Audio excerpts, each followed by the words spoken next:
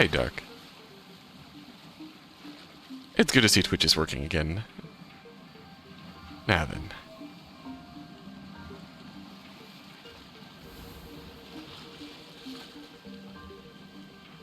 Welcome to... Obviously, this is the, thank you for Twitch for finally have working notifications. Yes. It is Rebellion de las Masas, Pilgrimage of Compassion. The Arknights / Limbus company collab. Finally getting around to playing the main story. After getting absolutely bodied by the gacha side of things.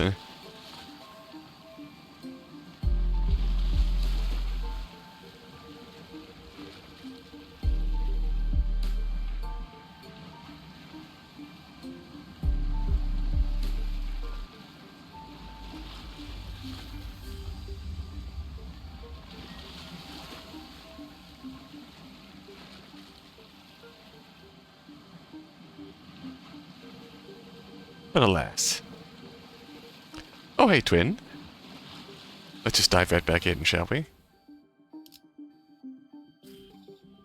They'll become unavailable after the event is over. Yes. The unknown sea. Oh, wow. Alright, straight into battle. Likely not be here very long, but I'm here for now. How are you? I'm hanging in there. Ah, yes. Ooh. So we're getting straight into it. In case I want a different Gregor. I mean, fine, take Gregor Air. Full stop, Heath. Hon Si-sang? Sure. Oh, you got Honglu Ego. I got it on pity, Twin. I got it on pity. That's the only reason. That's about it. I was exploring a Lobotomy Corporation branch when the consciousness sinks into the depths. The sense of cognition, itself a concept without form, floats into the shadow of an ever-widening river, swept up in its currents to nowhere. We ran into an abnormality. But Saudi told us that Hong Yuan's Lobotomy Corporation branch should be free of any abnormalities. The abnormality with a Chaparet that appeared out of nowhere was more otherworldly than any we'd encountered so far in our journey, and oh shit, LobCorp mentioned? Yeah! Deep blue. It was fathomlessly blue, and seemed to have a pole that endlessly drew us into itself. Just as I was about to recall this abnormality. A myriad of sceneries and a flood of incalculable thoughts crash into my mind like wild waves before ebbing away from its shores. I was already lost and adrift somewhere within my own consciousness when I realized this. Just how long am I going to be adrift? The sensation of my own consciousness floating away is quite the unfamiliar one. I floated about in that strange state for a while. Oh, an unfamiliar voice seizes my aimlessly drifting consciousness. Are you Dante? It's our girl. Fog my vision clears as the voice breaks through the waves. Gotta go, need to do the events as well. See you later. See ya, Twin. And a concerned expression comes into view. Yes, I am. Ah, oh, what a relief. Gregor, I think Dante has come too. So, who are... I was about to ask further questions to this stranger with particularly long, animal-like ears, but... head hurty. Benui! Yes. I felt the drowsiness coursing back, the terrifying memories of the dream rendering me unable to speak. I have to get a hold of myself after an indeterminate amount of time had passed. There she is! I barely managed to wake myself from the slumber to get a grasp of my surroundings, only to find myself surrounded by more unfamiliarities. There was that stranger from earlier, sitting atop a rock and silently taking in the sights. A young girl who probably saved my life. Wait, so were those animal ears after all? Okay, that's not important right now. I have to prioritize figuring out just where in the world I ended up in. So, where? We're standing by the Iberian coastline. How are you feeling? Yes. Welcome to Iberia. This is a little out of it, but I'm okay otherwise. Iberia, huh? Everything we see of Iberia in Arknights, I don't know if it's directly inspired by, but it feels very reminiscent of, like, Innsmouth. Iberia, huh? Yeah, we're in Iberia. Well, given that we're next to an ocean, maybe I've drifted all the way to Eucorp's Great Lake. Iberia was an unfamiliar name, but it was all I had to go on, given that the city was still full of more unknowns than knowns to me. I radioed your colleagues when you briefly woke up earlier. They'll be here any minute. I see. Truly the real gotcha is the job market. Gotta hope for the UR 10-star pool, 10-star of 0.01%. Oh, Godspeed. Wait, my colleagues? You must have run into the sinners then. She's so small.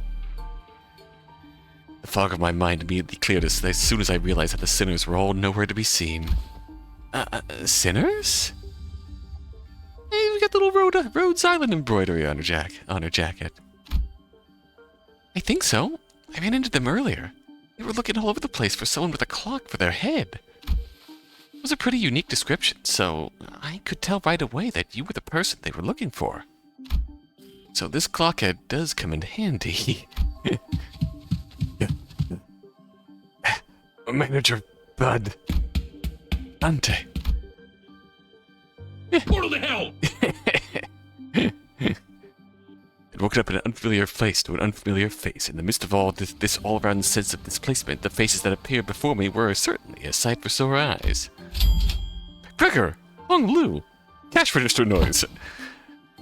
Miss Rabbit there told me she found you unconscious by the ocean, and whew, I came as fast as I could, and oh boy. I was worried that something bad might have happened. Glad to see you're doing fine. Were you lost at sea? I don't know. Well, I do think I'm fine, though. I guess not having any way to drink water has finally come in handy. Should go get that checked out, just in case. Wait, your head's waterproof, right? Gregor takes a moment to steady his breathing, and mutters a casual quip as he lights a cigarette. Well, he doesn't seem that concerned. Maybe we're not actually in that much danger. So, what happened? Where are we? Do you remember entering that Lobotomy Corporation branch Ji-Chun told us about? Yeah. Yeah, we ran into a new abnormality and got sucked into it before we even had the chance to do anything. Ugh. Man, I really thought that was it for us. Especially with you getting sucked in there too, Manager Bud. When we came to, despite waking up with our faces down in some ditch, we were all fine without a scratch. There was quite the miss when we realized you'd gone missing. Twitch rate seems a little higher than normal? Huh. Unusual. What's up? Hey, Clever. We wanted to search for you immediately, but it took a while before we got a better bearing of where we were. So we're not at Eucorp's Great Lake? Some of us consider that to be a distinct possibility, but it's unlikely. Ishmael was really certain we were not in District 21. You did concede that we might be in an unknown area, in the Great Lake of the outskirts, but that doesn't seem likely either, given what the rabbit-eared lady there said. The outskirts region of the Great Lake? I've met all kinds of people from all over Terra, but I've never met anyone who referred to the Iberian Sea that way. Terra? Iberia? As I found myself puzzled by these unfamiliar terms, a very obvious question suddenly struck me. Speaking of which, who are you? Huh? Really? You fellas haven't introduced yourselves to each other yet? It's just that it's all just a lot to take in. It's understandable. You did just wake up from a pretty harrowing experience. She is, Actually, would you like to do the honors yourself? I'm Amia, the leader of Rhodes Island. Please, just call me Amia. Yeah, I'm Dante, manager at Limbus Company. I know I'm late, but thanks for saving my bacon. It seems that this Rodeo Island is a pretty big pharmaceutical corporation, but Vicar trails off ominously and scratches his head before continuing with some mild trepidation. This young lady with the rabbit ears doesn't know what the head is at all. As far as I know, there aren't any organizations in Terra with the same characteristics as the one Mr. Gregor explained. At least not without a name like the Head. Ooh, The Great Lakes must be Ontario. Very true, very true. I've never actually been to the Great Lakes in Ontario, so it might be as terrifying as the Great Lakes here. Trying to see.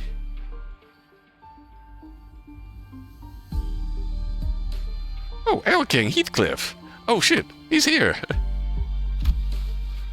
Sorry, it's thank you for the follow. It's Rhodes Island, not Rodeo. Sorry, Gregor's kind of bad with names. So, what you're saying is that we're not in the city anymore? It'd be weird for any higher up at these huge corporations to know less about the Head than we do, let alone be completely clueless about it. Doing my best over here. Well, maybe we've probably tumbled into a previously undiscovered zone of the outskirts of the ruins. Probably. Or maybe we've really found ourselves in a completely different world. The conjecture is correct. We're in way bigger trouble than I thought. This wasn't like the time we accidentally stranded ourselves in the outskirts via a door in the corridor. Amia stared at me with some concern, as though she felt my distress. I think I can draw a connection to something else that's happening here. Really? Yes. Recently, anomalous signs and events have been occurring in Iberia, since a mysterious dimensional door appeared at sea. It's been said that this dimensional door is connected to something very, very distant. Something that we've never observed before. So, it seems reasonable to theorize that the dimensional door is how we managed to cross over to this world. I really would have appreciated Faust's input. Where'd all the other sinners go anyway? A bit late on the uptake to be gawking around for the other sinners now, don't you think? They are at a settlement near here, where they're all helping out with various odds and ends of the village, while taking turns searching for Dante, of course. You know, I never thought about how difficult it would be to search for someone, when we're like fish out of water, too. Man, I think I'd a wink of sleep since yesterday. Everyone's gotta be really tired then. So, it's just you two out here for now? No. Ishmael and Yisang are at the other half of the search party, which just happened to be the last group in the rotation. They must be searching somewhere else to find your manager, bud. You know how sometimes cash registers make the sonic ring noise? What if Dante but that? That's what happens when Dante gets hit in battle. Dante just makes the sonic ring noise and starts spewing on.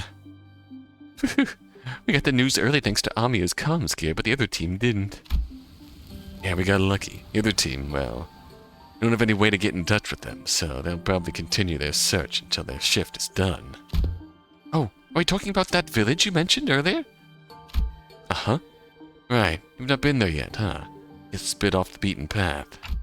Well, we're going to have to rendezvous with the other sinners anyway, so let's head to the village for now.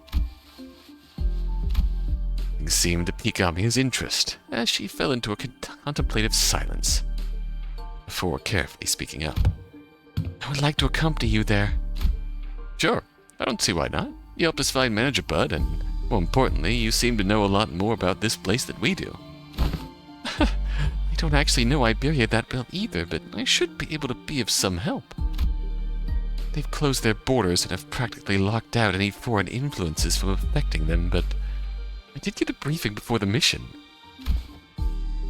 Those borders, huh? Then how'd you get in, Miss Amia? You followed Dr. Calcett's directions and illegally crossed the country border. Illegally? Oh, does that mean you crossed the border without obtaining any permission, Amia? We had to cross the border somehow, in order to investigate how and why the dimensional door came to be. Yeah, Iberia's just like that. We'll get to know more about Iberia as we go on. Huh. Is it normal for pharmaceutical companies to be doing that? Well, they are a pharmaceutical company in this land that rolls around on a giant moving land ship and employs tons of military forces. Large pharmaceutical companies often dispatch their agents for missions. Yes, Rhodes Island is, in its essence, a pharmaceutical company researching treatments for people infected with oropathy. We also work to prevent and assist in the management of various situations that can occur in high-risk areas. High-risk areas, huh?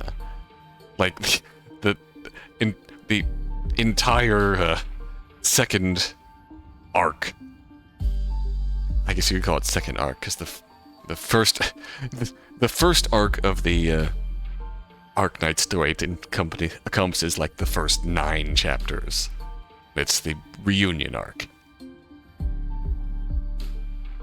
The second arc is just a fucking I wouldn't call what do you call it? Civil War? It's the Sarkas War. Well, wait. What about your companions? I doubt you came all the way out here on your own. That's, we were forced to split up due to certain forces that were in pursuit. Oh, wait, stop! Amia's ears twitched as she came to a stop and began scanning the surrounding area. Then... there! As we stood about confused, Amia, noticing something, pointed towards the seashore hidden behind large and cragged rock formations. What are we supposed to... Huh? Scotty! Hey! There we saw someone wielding a lengthy greatsword, bickering with 2 familiar faces. Again, move. You're in the way. You needn't worry as you do. We have had ample experience battling monsters who are much like them. Listen, I'm not worried. It's... Come on. Better to have 3 fighters than 1, right? Besides, I'm the first person we've ran into out here, so... got a lot of questions to ask. I did not get lucky. I got Honglu on ideality, and nothing else. We got a lot of questions to ask. Isung, Ishmael, Dante, you are unharmed, and here I was getting ready for a 3-days-long search. What a relief. We were all really worried that we might never be able to find you. Managed to find them thanks to help from Miss Amia here. Amia? Are you two acquainted? Not a good time for a reunion. It can wait until after we take out the sea monsters. Scotty, are those organisms the seaborns Dr. Keltzit mentioned?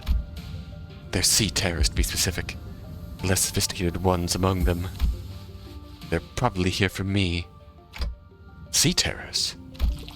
Hear the sticky noise of something viscous slithering against the rocks. I'm to meet the seaborn. I turned to face the origin of the unsettling noise. I smelled the heavy, wet scent of brine. There they are. At the end of my gaze, there wait strange monsters, unlike distortions, unlike abnormalities, unlike anything I've ever seen. It is as though the sea itself is encroaching on the land. I was almost certain we weren't at the Great Lake, but I'm not so sure anymore. Our experiences with the thick scent of brine at the Great Lake must have put me in a wary mood. As Ishmael seemed to be a lot more apprehensive about these monsters than anyone else. Do you think those creatures could be whales or mermaids? I don't know. Great Lake and the outskirts are full of unexplored mysteries after all. Dante, what do your senses say? It's unclear. I'd say the closest comparison I could make is with the whales, but even that's not conclusive. Huh. More enemies on the horizon. We should prepare for battle. Doesn't seem like we can talk things out with them, though. So, let's take them out. Corroded sinners. Well, yeah, okay, here we go.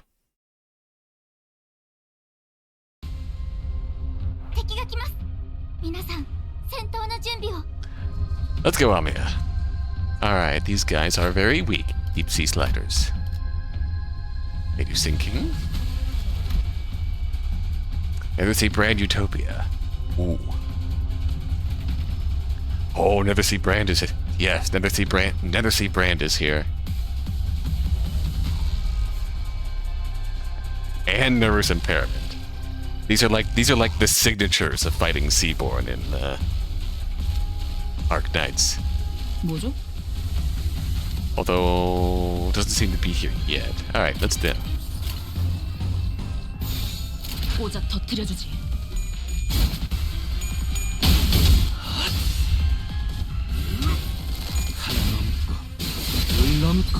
Yeah, we might tear through these. Dead.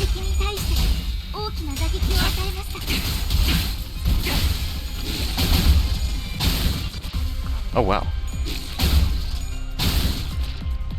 Well, that went poorly.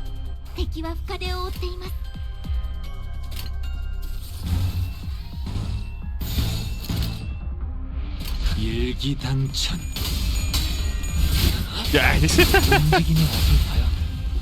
The meta is real. No one know about rabbits. Amiya's ears at being at full stand 24/7 indicates she's extremely on alert and anxious at all times. I mean, realistically, that's not far off.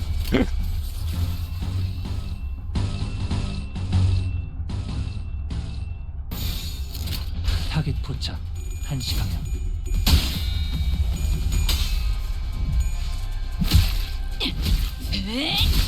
Part of her deal, part of her powers, I believe.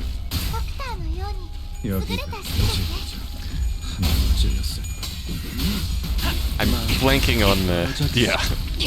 Faust Hive Mind downloading data to Dante. It's remote access terminal. Part of her deal, I believe, is in fact empathy. To a certain degree. Like she has the unique. 겁나를 내게 받쳐주지. 바람 불어오는 대로 짓밟아라.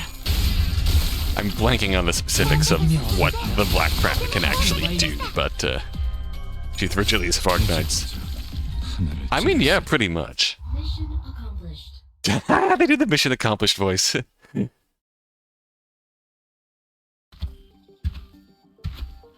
All remaining enemies have retreated to the sea. Good work, everyone. Phew. Didn't think I'd have to deal with anything remotely like this outside the Great Lake. You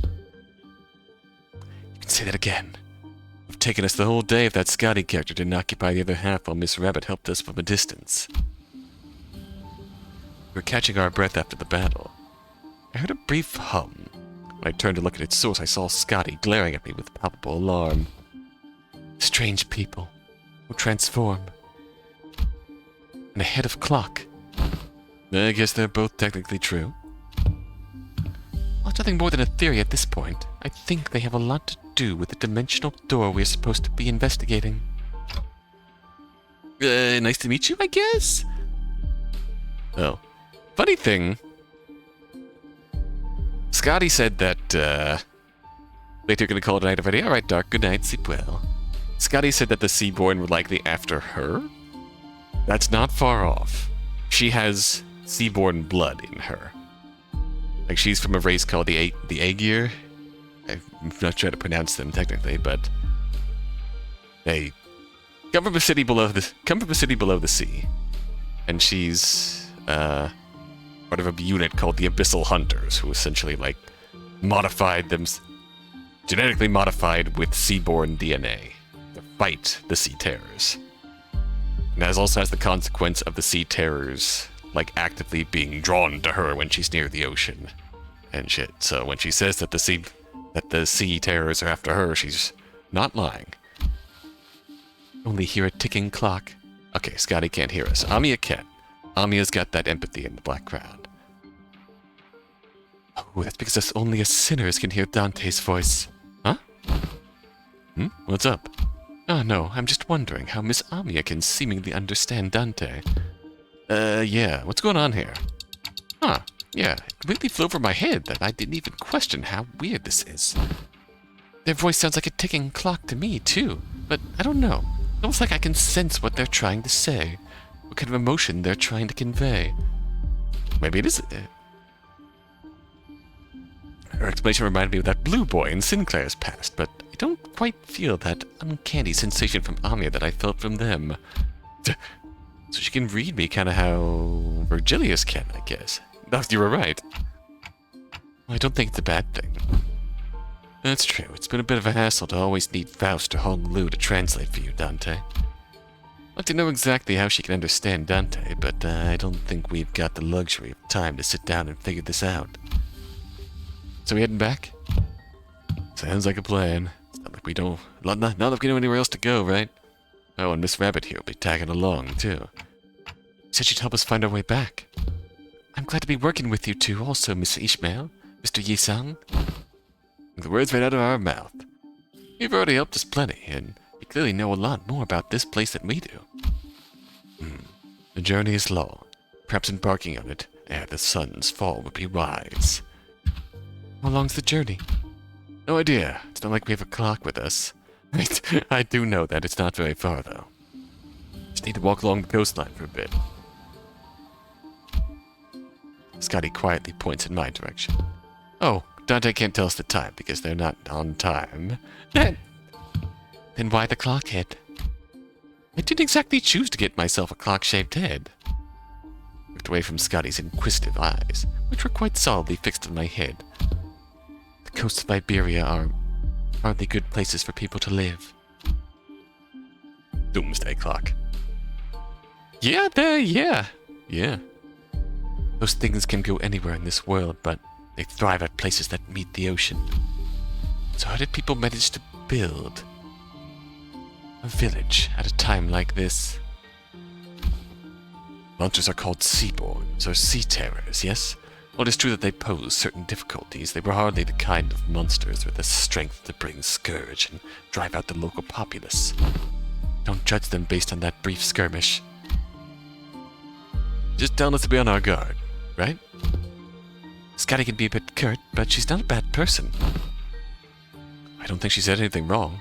Nothing rules out the existence of stronger variants of these creatures being out there. The thing with the seaborn is that they're a unique hive mind sort of terror, seeking to sort of assimilate and grow and evolve and spread. Scotty's concern only served to fan my curiosity, but something about her expression communicated that I probably shouldn't pry, so I quietly quickened my pace as we walked to the village.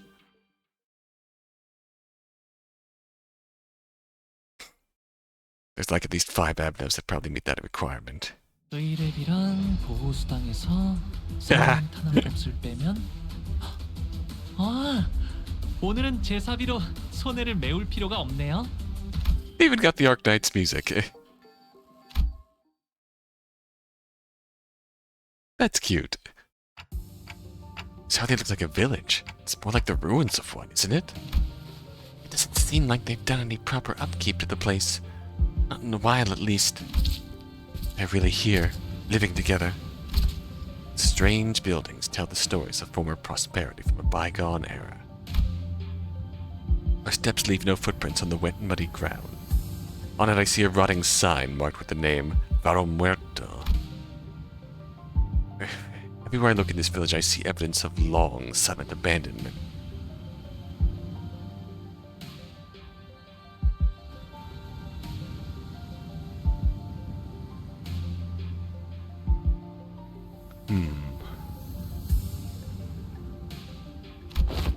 We don't see these kinds of abandoned-looking ruins often in the city either.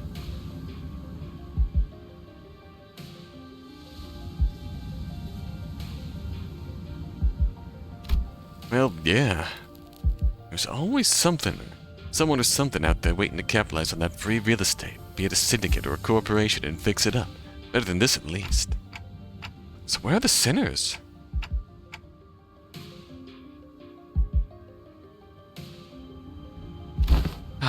There's a clearing down there where we were entrapped betwixt a great twain of great ships, narrowing winds against our sail. Ooh. is when young Ishmael boomed, her command most resonant. Say no more. I dawn. I didn't even have to try to search for them. That unmistakably sonorous and familiar voice echoing triumphantly between the empty buildings. That's Don Quixote's voice when she's sharing her adventurous tales. There she was, standing atop a low podium like an actor on stage, regaling a group of people in rags with tales of her adventures like a traveling thespian. Answers, ye dogs! Orspen! 'Tis the moat I, Ishmael, the first mate of vessel Mephistopheles, shall never... Stop! Hold on! Hold on! Just what do you think you're doing? Young Ishmael, unhand my mouth. Was it not a regale with the most fantastic tale of adventures at the great Manager Esquire? Verily thou hast returned with Manager Esquire safely in tow. What? They found Clockhead? A burning clock for a head. When I was a child, I heard a story about a legendary sarcas with a flaming head. Why would someone like that visit our humble village? While their exterior may carry elements that inspire fear in some, there is no cause for alarm. Yeah, they might look like that, but they're Dante, our manager, and the rest are... Oh, hello. I'm sorry, who are you two? They're two very nice people who helped us find Dante. This is Miss Amia, leader of Rhodes Island. And this is Miss Scotty, their operator. They'll be coming along with us for a little while. Yeah? With us? We believe that the dimensional door, which we at Rhodes Island are investigating, has something to do with why you suddenly woke up here in Iberia. As Amia was bringing the sinners up to speed. The villagers, who were staring at us curiously, approached us. Did our conversation manage to convince them that we're not a threat? I sure hope so. You are friends of our saviors. Saviors? Verily, 'tis quite the grand title. Yet that is indeed the word by which we are addressed. To be more surprised by saviors, they're referring only to Faust and Otis. Faust gave me a light nod when we made eye contact, but I could tell that her lips were drawing a very, very subtle smiling arc. So I'm guessing something did happen. They were quite mistrustful upon our initial arrival. What business do outsiders have here? Order for the Inquisition. Oh no. What do we do after all we went through to get here? Calm yourselves, everyone. Them are carrying what appears to be their scriptures or lamps. Let's first try to see who they are. Your ears are curious. Are you Aegir? Man, I don't think they're going to trust us anytime soon. All old curmudgeons. Let's STNC, then PTSD. You can't do that, Ryoshu. We can't pillage their stores depots. It looks like they already have it hard enough as it is. Don't think STNC is a good way to get started either.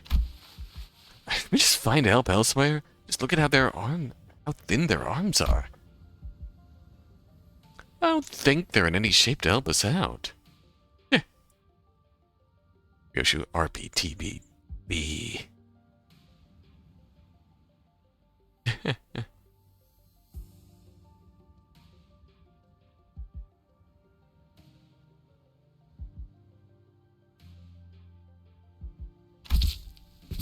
Perhaps we could inquire as to our whereabouts ere we are to decide our lodging.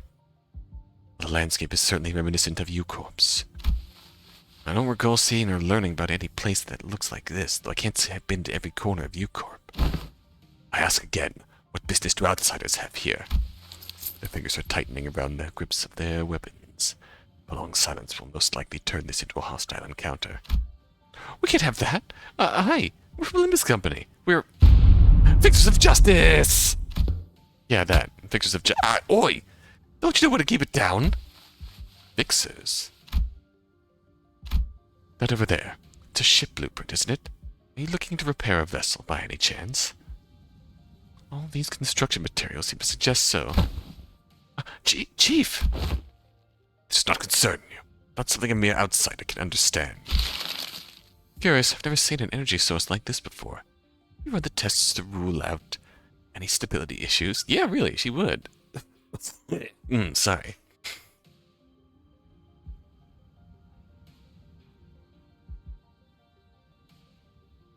Never let her captain seems to power the heat exchanger by some method comparable to the utilization of fusion energy. Have you any thoughts on this, Miss Faust? Are they trying to build a ship powered by originium? The general design structure is somewhat old-fashioned, but there certainly are inspired parts to this design, particularly with the usage of the core energy source.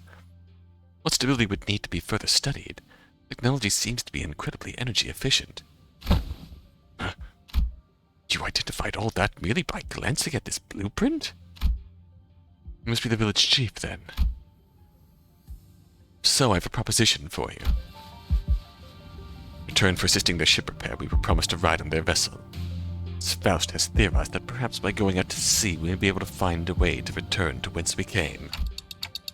Does that mean we can find a way back somewhere out there in the sea? Nothing is certain yet, Dante. This moment we are working based on a hunch. A hunch? No Faust gestalt here. Sensing the implicit omen in her choice of words, I slowly turned around to look at Faust, who nodded solemnly in response. In a different world, even her Gesellschaft is to be. No issues were encountered in the repair process. Faust smiles faintly as she looks around, then she pulls me in by my hems, whispers in a low voice. My connection to Gesellschaft is currently operating at a suboptimal level, Dante. But it's not severed. Interesting. So it's still connected, at least. Indeed it is. However, even exchanges of simple information are taking up to dozens of hours by current calculation. High latency. Is this a warp train situation? Because we're in a different dimension? The car should be identical. We have become connected to an unidentified, unpredictable dimension. Where Faust is aware that the pathway to our original dimension is yet to close.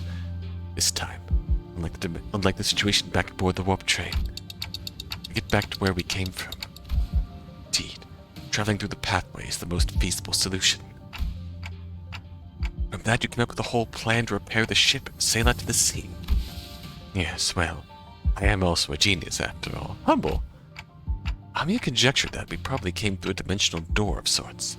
Looks like that dimensional door might be what Faust is looking for. With high likelihood, yes. If there's a way back, find myself calming down a little. Oh, speaking of which, when do you think you can wrap up the repair job? As fortune should have it, a majority of the most time-consuming parts of the repair have already been completed by the locals. It shouldn't take us more than a day or two to get its core parts shipshape again, Executive Manager. We're staying here a few more days then. How'd you manage last night? Well, like I said earlier, we've been keeping ourselves busy. And for you this whole time. We took turns helping with the repairs and resting, but doubt any of us got a proper night's rest. Still, we weren't cold thanks to the villagers who kept up the fire going for us all night.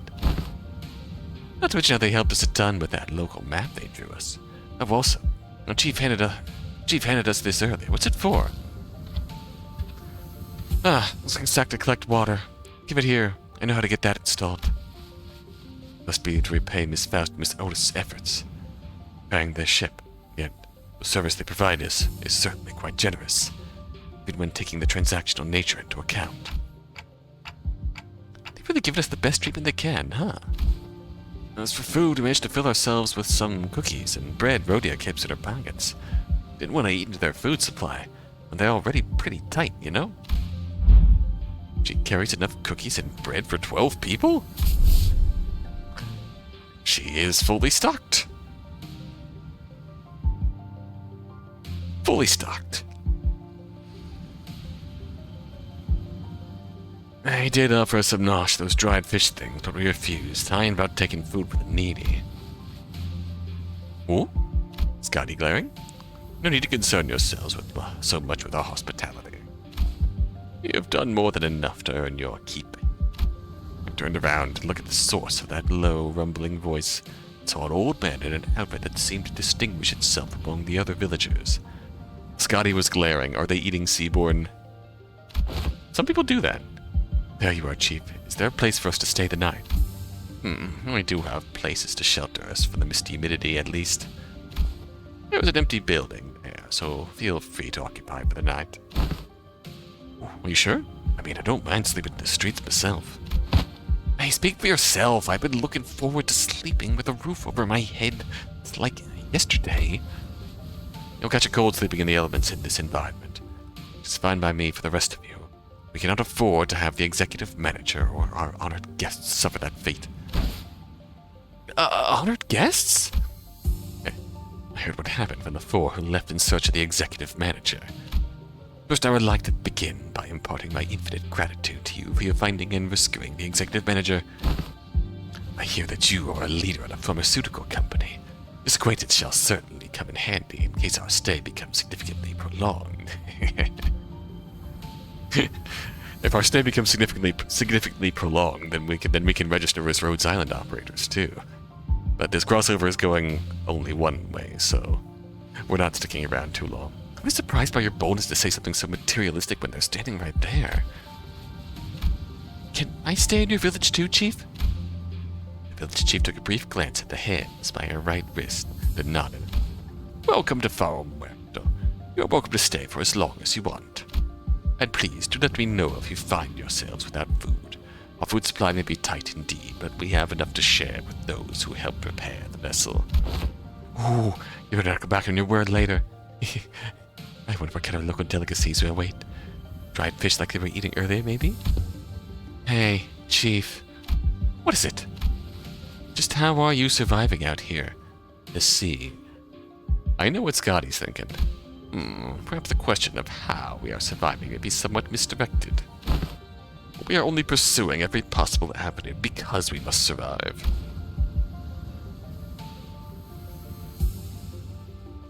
Yeah, they're eating seaborn. Which is a bad sign. The chief responds to Scotty's perceived hostility with a hearty smile.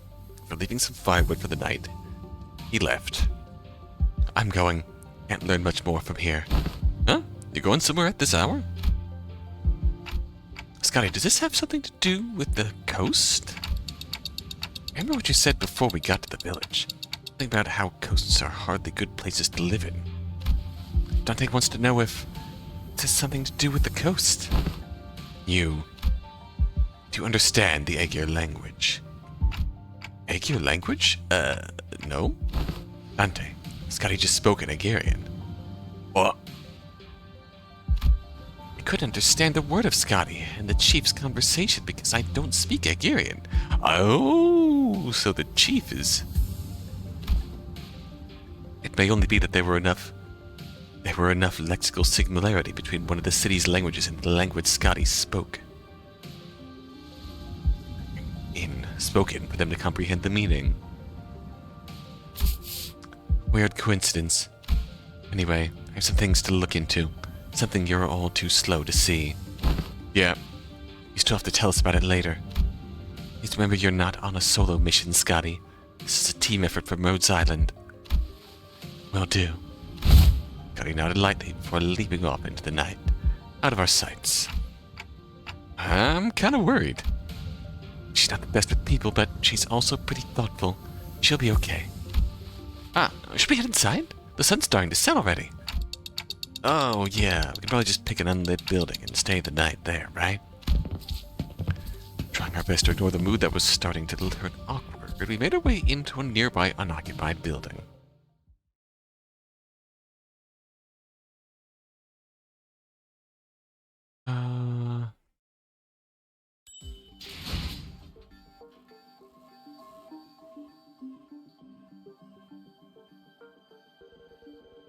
Yeah. I was trying to remember the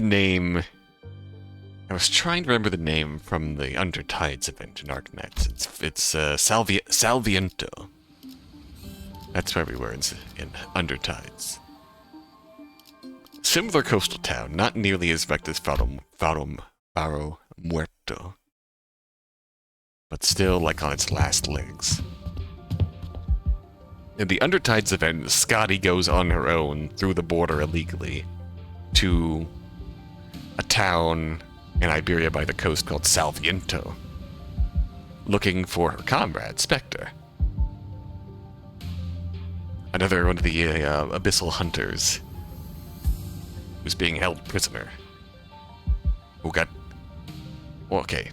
got my facts wrong, not necessarily held prisoner, but who was kidnapped from Rhodes Island. Who was once held prisoner there, I believe, and horribly experimented on. But yeah, she has been here before. We walked past a few narrow buildings and remnants of narrow buildings. We came across a hall large enough to house all 15 or so of us. Okay, now we're ready, with the curtains of the windows removed. Smoke has exit. Whoa, I thought we were doomed to shudder ourselves to sleep with the soaking wet firewood and all. I had no idea that'd work. You just have to get a small fire going underneath it until the wood dries up and catches fire. Downside being all this smoke. It's good that she has some field experience, unlike some fools I know. I shan't sit here and let her carry the burden of labor alone. Bequeath upon me thine ingredients, the young Rhodian, for I shall conjure thee a pot of special fixer soup. You're making soup with cookies and jelly? Oh no. No, no, no. You are not getting anywhere near the kitchen again, not after what you cooked up last time. While I must admit to a certain level of interest, as many of our fellows' viscera are oft racked with intense agony upon ingesting dishes of your making, perhaps it would be wiser that we save the occasion for a safer environment. Right. Don't remember? We agreed to leave cooking to Mir or Odie if we ever in a situation like this, remember? Did we? See, I think it's become a sort of unspoken rule after everything that happened. Remember, back during last year's cooking contest at Gay Corp? They were the only two people who managed to get remotely positive reviews. Ooh. Does that mean we get to try Otis's cooking once again? Denied. We still have plenty of high-calorie foods like cookies and jellies here. I find no reason to do something so inefficient. I'm glad to see that everyone's still energetic, given the circumstances. It can't be easy to suddenly wake up in an unfamiliar environment. Well, we're all quite used to getting thrown into unfamiliar places. Speaking of which, did you manage to reach your colleagues, Amia? She shook her head, concerned. Might have lost their comms devices. Maybe they ran into some other trouble. Could they be in danger? I don't know, but I'm sure they're okay. Dr. Kalpsit, they're both more than capable enough to look after themselves. Long have this curiosity lingered within me. Allow me to inquire. Corporations are, by their very nature, organizations in pursuit of profit. Yet the activities of your corporation resemble those of charity organizations, as opposed to a pharmaceutical company. Is there aught that might explicate this blurred distinction? Aha! I wanted to know too, since Hong Lu comes from a pharmaceutical company of his own. How come a pharmaceutical company like Rhodes Island is helping the people? Something about what Hong Lu said brings back unpleasant memories. Horrible experiments seen through the cascade of flowing tears in the face of suffering. Embodiment of greed that left a terrible wound in Hong Lu's fathoms. Pharmaceutical companies I've seen in my journey were corporations that, despite possessing the capacity to heal, chose to obsess over the profit it can provide. There are many in Terra who are suffering from a disease. The disease crystallizes you. It spreads deeper and deeper into the infected's internal organs, eventually culminating in their death. It's called arypathy. Amir showed me the back of her right hand, dotted by what appeared to be obsidian crystallizations. Its appearance reminded me of the biotreatments from the back streets. There was something more to it, something more restless, more sinister. Terrible, painful disease, but there had any recorded cases of full recovery. But there's an even worse problem. Pray tell, what could possibly be worse than an incurable, deadly disease? What varies region by region, discrimination against the infected is widespread across Terra. Those who suffer from it must face unfair treatment. Isang began with a dark expression. Some are quarantined in places with terrible, inhumane conditions. There have been massacres, too. I don't mean to be callous, but is this arypathy highly contagious? No. There have not been any recorded cases of infection by contact, as long as the subjects are alive. When the infected dies, crystal growths on their body decay and turn to dust, scattering, which is what spreads the plague. Then, barring environments like active battlefields where casualties are to be expected. Staying within close proximity of the infected in daily life seems to pose hardly any risk. So what's the problem then? Fear. They've already passed the point of caring about what the problem is. When people start feeling iffy, all logic goes out the window. Then Rhodes Island's goal has to be... Yes, it's important to develop a cure for erypathy, but... I think what really matters is that we change the circumstances for the better of the infected. It's not going to be an easy endeavor. Oh, that is what gives your effort more meaning. I hope you can achieve that goal, Amia. I really do. For truth. The city. This world. We both live in worlds full of surprises, don't we? What kind of world did you come from? This city? What kind of place is the city, anyways?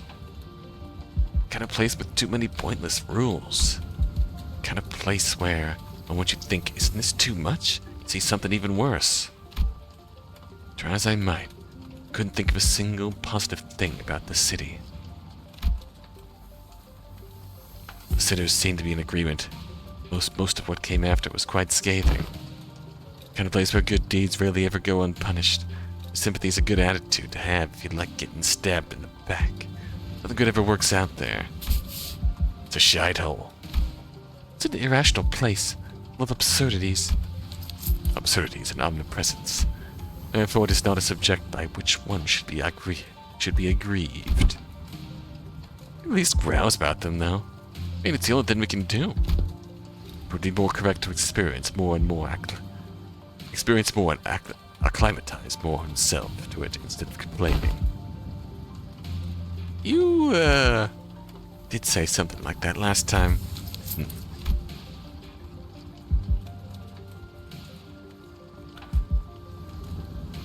Sorry, just the mood was starting to turn rather sour. Don Quixote's shout shattered through the awkwardness.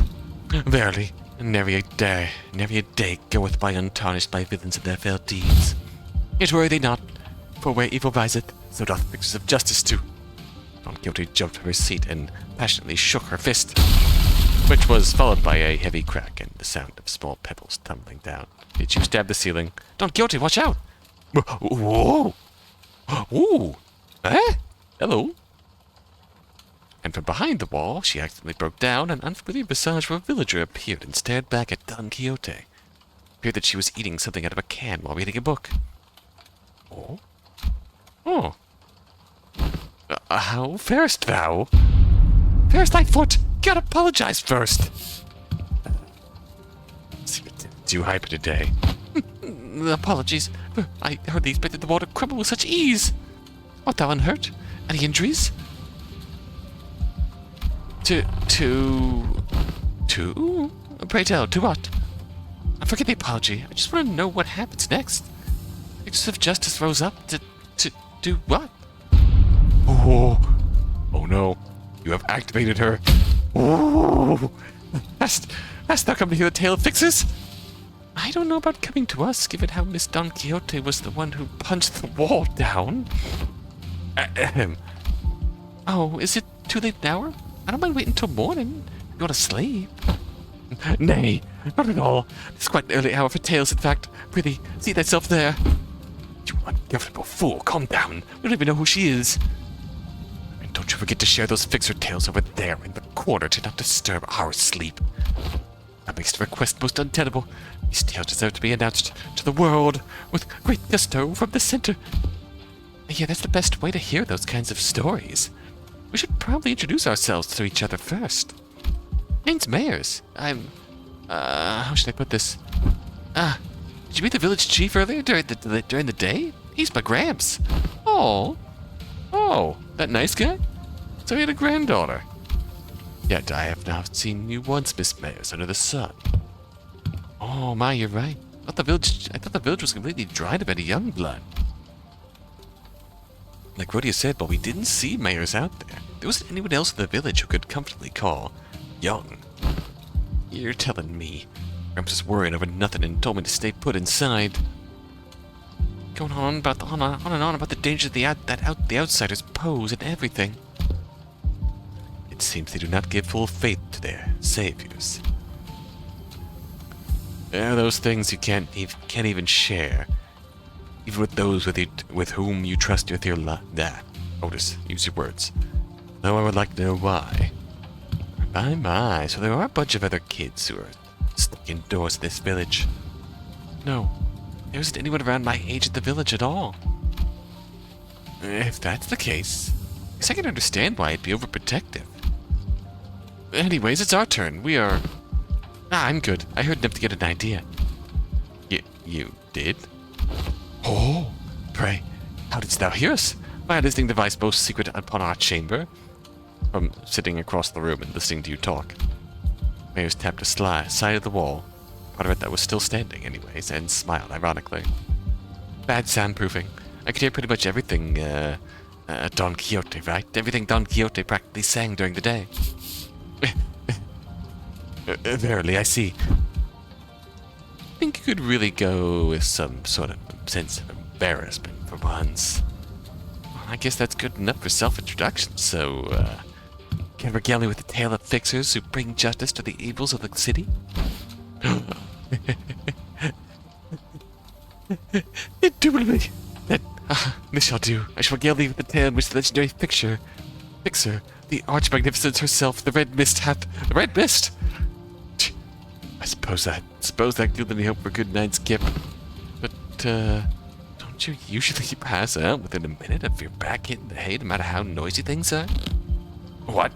Take from some kind of hibernating bear or something? Look, even I have trouble sleeping when there's noise all over. But it used to be believable. Wish it is at the Red Mist. Say bear in hibernation is a pretty apt descriptor. For all that grumbling and moaning, he dozed off before any of us did. Aside from Heathcliff, who began snoring the moment his head touched the ground. Some other sinners were fast asleep as well.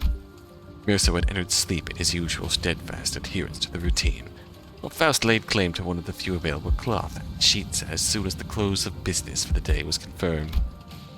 Sinners who had spent the entire last night searching for me in this unfamiliar land slowly began to fall asleep as well. Meanwhile, the fixer of the Spy Association's first section... Though the night was no longer young, Don Quixote was still vigorously sharing the tales of adventures without even a single sign of fatigue. She's not determined to do this until sunrise, is she? Ooh! Oh, she's so excited. Guess it's okay, since Mayor seems to be having fun. Continued to watch the pair with some mild concern. Amia, not yet asleep, approached me. This city Miss Don Quixote speaks of to be teeming with fixers of justice and exhilarating tales of adventures. Did you actually experience all of them yourselves? No, of course not. Don Quixote's stories are usually those from other famous people. But she's telling it with such vigor that it almost sounds like she was there herself. Well, I guess, if you really want to get into it, some of them might be retellings of Don Quixote's personal experiences. I replied uncertainly, thinking back to the plays we were made to watch back in La Mancha Land. Well, I think all those stories, even though they are only partially true, just go to show what a ridiculous place it can be. We wouldn't need fixers of justice to begin with if we really lived in a just world, right? A really good place to live would be quiet and peaceful without someone having to force it. That's true. I hope there'll come a day when Rhodes Island can be a normal pharmaceutical company in the future. Something wrong? No, I just thought Miss Mayers and I made eye contact. Did she overhear our conversation? I looked to her direction as well, but all I saw was Mayers excitedly reacting to Don Quixote's tales.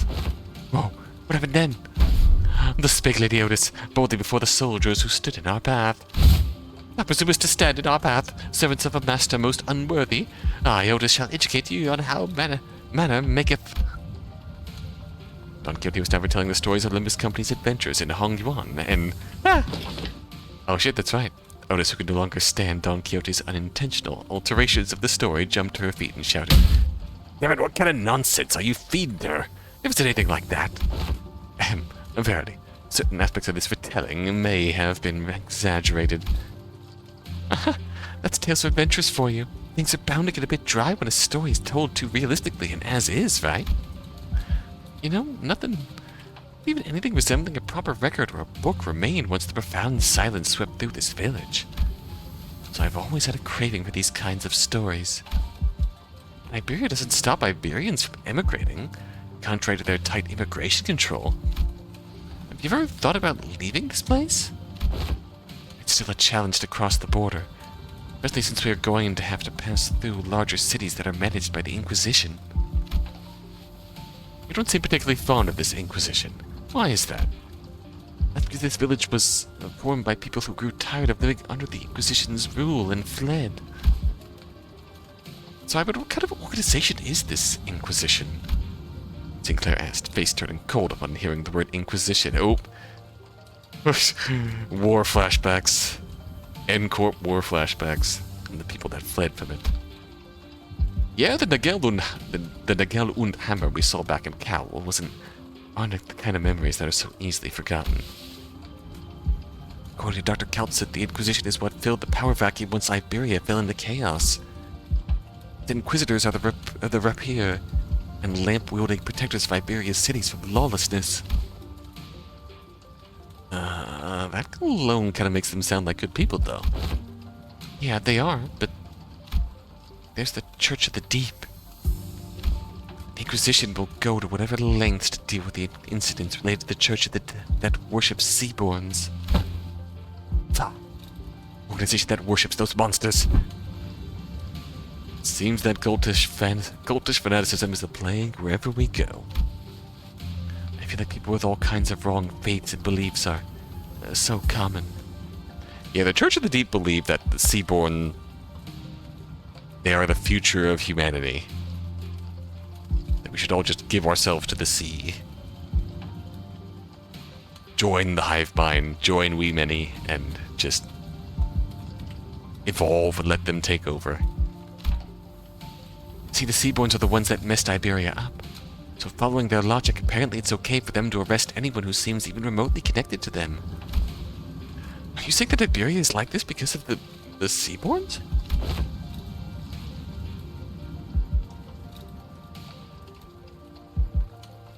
These things from earlier?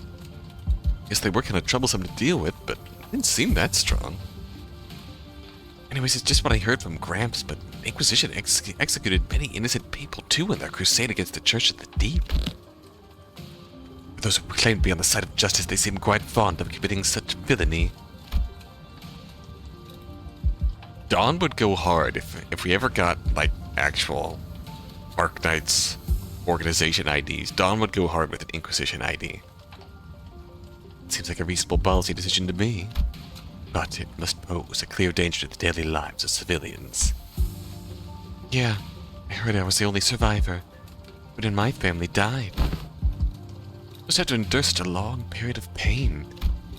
To be able to say something like that with such composure. Family survivors. Handshake. Iberia, they are heroes who will bring the land back to its glory days.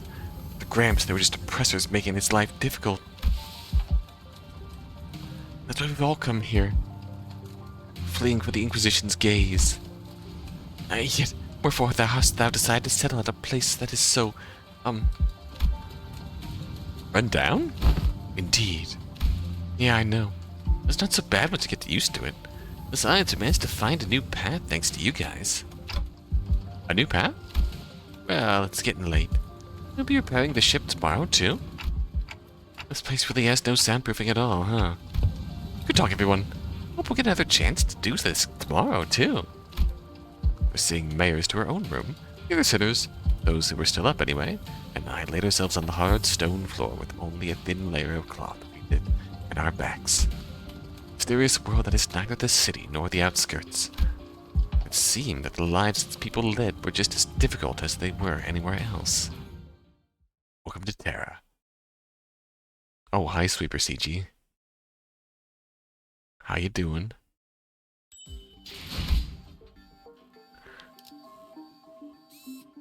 Besselmassus? Oh, hello, full team. Alright, we're back. We're back, 지혜를 gamers. 사냥감을 찾은 건가? Faust. 의로움을 세우기 위해서라면.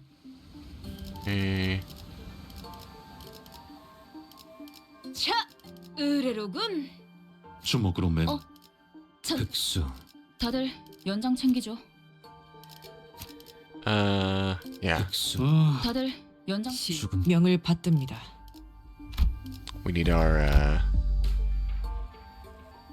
그대들은 이 마지막 그대들. Where's our Don Quixote boot?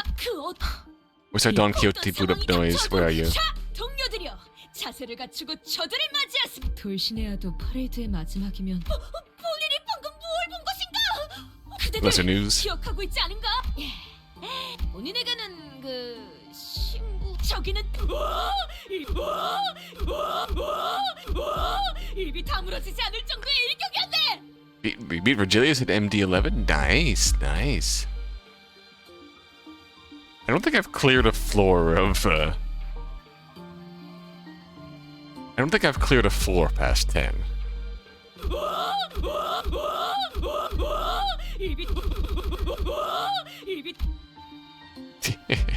Thank you. 管理人のダンテさんですね。アミヤです。ブリーフィング担当としてロドスアイランドから来ました。効果的な攻撃でした。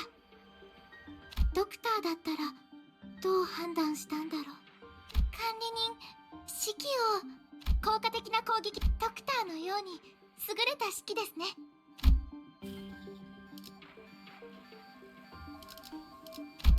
Alright, let's go. Use your Haitian Raptor voice tape to try to get 15. Good luck! It's so big.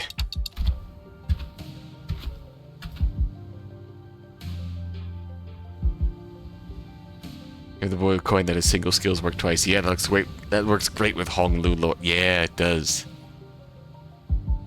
It triggers the follow-up. And it triggers... Then it triggers the, his, other follow-up skill. So get 4 attacks for the price of 1. Amazing. I didn't know there were raiding vessels of this class in Iberia. Aha. I spy your name here. It is called by the name Rebellion de las Masas. Rebellion de las Masas. Revolt of the Masses, is it? Name very much mired in peculiarity. Indeed. Hong Lu chimed in that he was rather fond of it, with its size being about the same as the boat from his home. While Ishmael quickly jumped in to correct us that its size alone wasn't anything special at the Great Lake, but, Yep, skill 3 base, partner skill 3, Hong Lu combo skill 3, yep, Hong Lu skill 3 base, Hong Lu solo follow-up, yeah. Still pretty big compared to Mephio the Indigo Elder Skiff. It's probably not quite as big as the, Stuphelia Navis.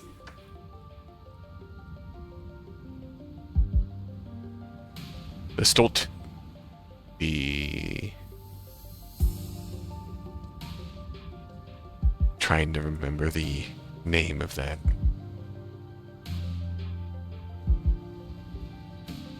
Stoltefera Navis. The Golden Age will return again. Yeah, the Stoltefera Navis was definitely bigger.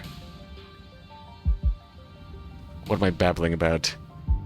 That's the second Iberia event in Arknights. Have you ever seen the Arknights memes with the Golden Age will return again? I thought it was going to be somewhere about Murphy's size, but are you sure you can get this shit fixed in a day or 2? Have you done the MD event pack? I have, yes. As I briefed you yesterday, the great majority of the time-consuming repairs had already been completed by the villagers. At least it gave me 200 not having any event bonus with it. The extent of repair efforts only concerns a few components within the vessels. The villagers could not repair, which shouldn't take as much time. Unless parts that are unfamiliar to Faust are also malfunctioning, such as the core engine, remaining repairs should be sufficiently managed by Faust.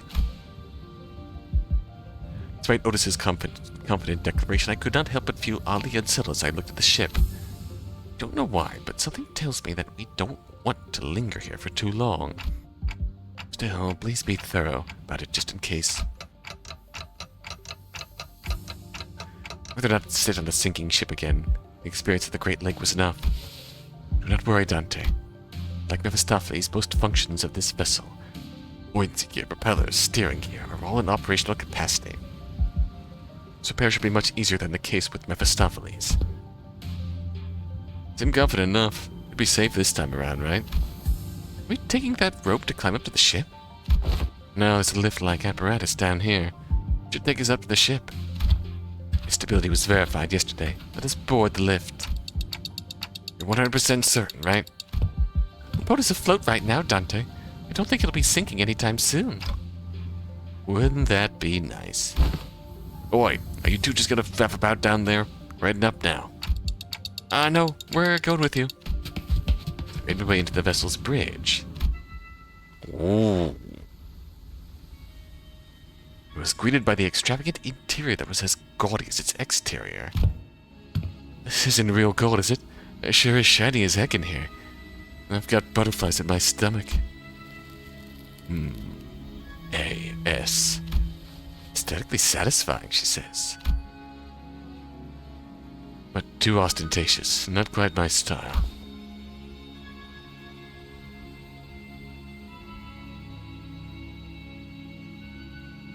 Our young Miffy is also quite the excellent vessel, yes. Imagine the adventures that we could embark on aboard this vessel, most lavishly decorated. As Faust and Otis were working on one of the control panels, Ishmael walked up to another and interfaced with it before giving a knowing nod. Must have been an investigative or research vessel of sorts. It does seem a bit extravagant for one of those, look, coordinates. Updating in real time, it seems. The coordinates seem to have been set to somewhere out in the middle of the ocean. Maybe it points to a small islet. Nope, no islet there. Aye, Major. Wah! Blimey, lass. You sure know how to sneak up on people. Mayors? What? Did I actually surprise you? Did ask if you guys were going to come fix the boat today. Still, I didn't know you'd be here. Why are the coordinates set to this location? There are several undersea cities beneath these coordinates, effectively known as Aegir. Gramps' home. Yep, I thought he was from there. I see. Understood. What was understood, if I may ask? It's now understood why the promise to repair the ship was sufficient to earn their trust, the title of saviors. What's she on about? Someone get translating. Consolidating and referencing the observed particular circumstances of the village and the statements from the village chief. Alongside information garnered from the exchange with the mayors, it is possible to gauge the significance of the ship's repair as to the local populace. Of course, while this may constitute a sequence of logical connections that poses a certain challenge for Heathcliff to comprehend, to apply any degree of effort to attempt to fucking use your words, Faust. Jesus Christ. Lower the baton, I implore you. I shall explain it in full. Faust just said a whole lot of fucking nothing in 5,000% words, and I couldn't even stomach it. Just wondering when Miss Smartass would start gabbing like that again. So, what's she on about? She's stalling until the Faust court gives a simple answer. Fair. Heathcliff's shoulders were relaxed. It didn't seem like he was actually going to swing at the bat. Placed it lightly over his shoulder with a sigh. Brief observation of the village seemed to suggest that their subsistence situation was quite dire. Much of their daily sustenance consisted of dried food, mostly of them made for long-term storage purposes. Considering what Scotty said about how the coastal areas were full of danger, maybe those dried seafood aren't from around here either. Maybe it's food they packed when they first came to Faro Muerto. Some villagers were armed, yeah, and those sea terrors weren't exactly that formidable, but given the state the villagers are in, I doubt they'd have an easy time repelling those monsters. The thing that Scotty says that we're too naive to see is that they're eating sea terrors. Indeed, and that brings us to the question of sustenance. Right, I get what's going on here. Lass and her granddad are about to visit their hometown, trying to get some food supplies from there to feed the villagers and to convince them. They're planning to use the fact that they're from the same neck of the woods, or sea, I guess. Oh, so we're not just repairing their ship, we're repairing their food supply plan too. Huh? What's wrong?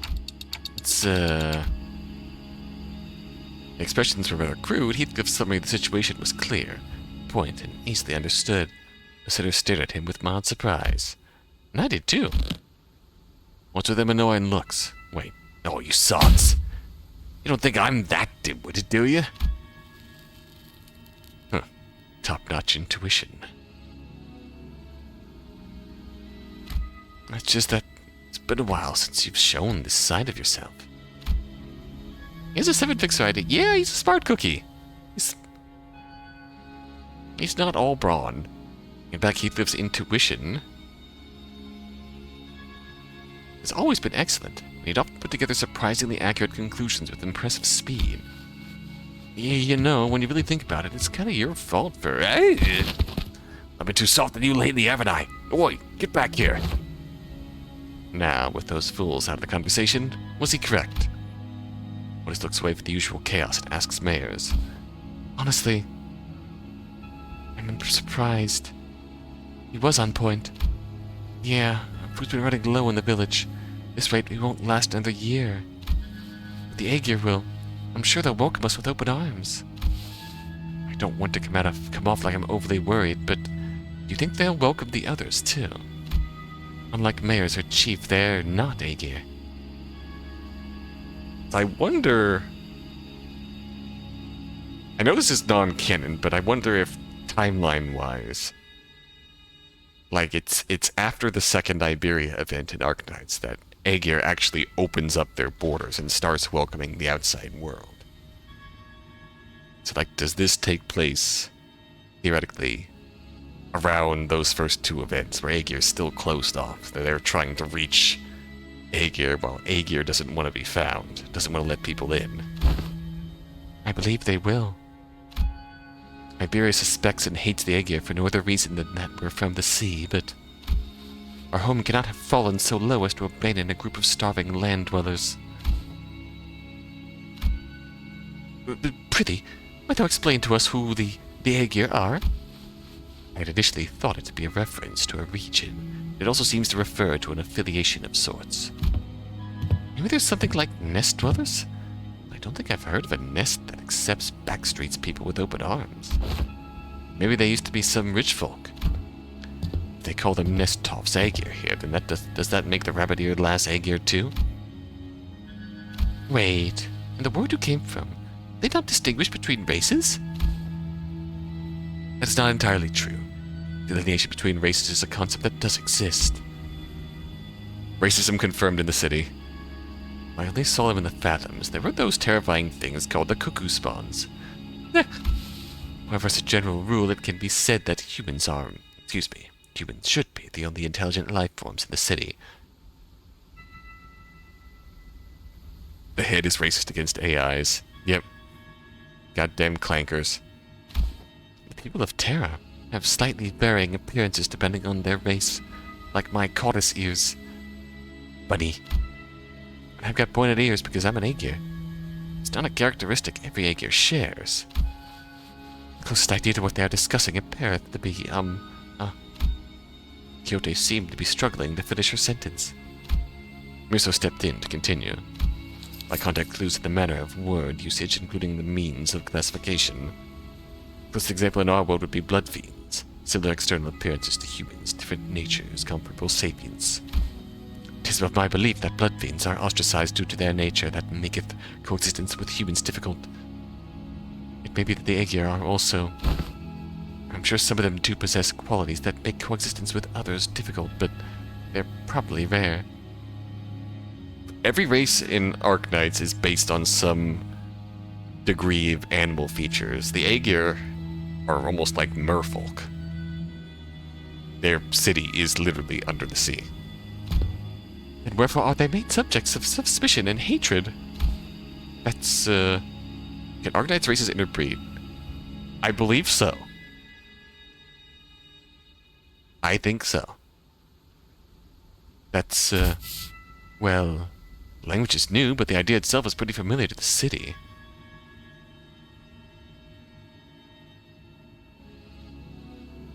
The idea itself is pretty familiar to the city folks like us.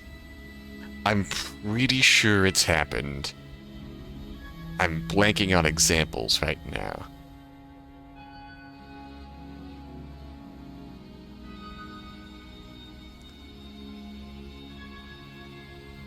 Realistically, the one example I can think of offhand is there's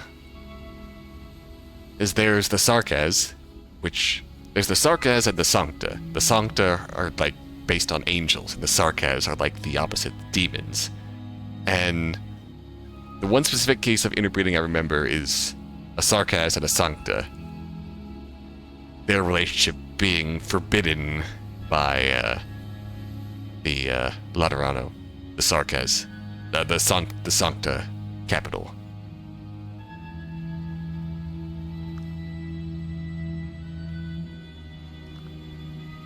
So it's not entirely analogous to the more animal-like races, but that's the one case I can recall from Arknights' lore of interbreeding. Yeah, the cuckoos are very much parasitic and not human analogous whatsoever. Well, the language is new, but the idea itself is pretty familiar for city folks like us. Get feathers of fallen wings, kids born in the back streets, people who replace their body parts with prosthetics. Form differs, yet in its essence we find the thread.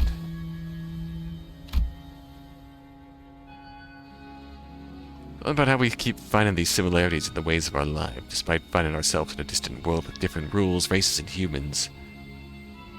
If we were adapting the sinners to, like, Arknights races, Mirsa would be a Sarkaz. Mirsa would be a Sancta.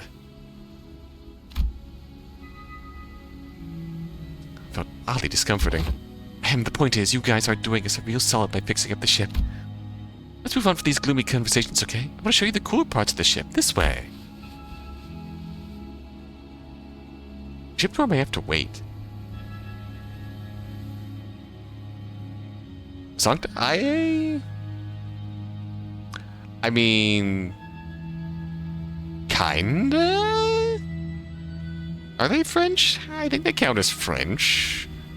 They're more like Vatican City folks. Like... The leader of Laterano in Arknights lore is the Pope. Repairs are almost completed, but an issue has arisen. Issue? Oh wow, that's not reassuring at all. Ah! Multiple life forms identified ahead. A soon be a sea terror horde. Uh-oh. Ship's radar system seems to suggest that the vessel is surrounded. They're the same monsters from yesterday. Executive Manager, please order us to prepare for battle. Damn it. They're the sea terrors you encountered. Look a bit different, but yeah, probably. It's a lot of them, but... if our last experience tells us anything, we should be able to handle this. Only please support us in battle like you did yesterday. It's the fight, young mayors. I feel like I'm just gonna get in your way. And, guys, find a place to keep mayors as far as possible from battle. Once they're down there, we don't want them damaging the ship any further. Alright, seaborn time.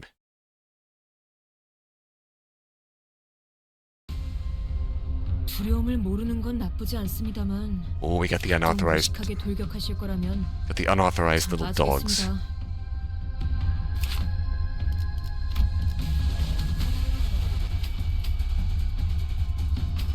And these guys are just normal grunts. We got 20 to deal with. Alright.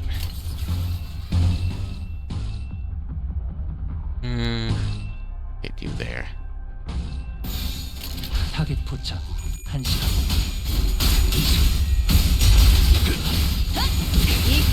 움직임이 와서 첫 여정을 시작했을 때보다 정말 강해지셨네요. Dead. 매일 보아왔는데도 We haven't actually encountered Novelty brand yet. 감회가 새로워요.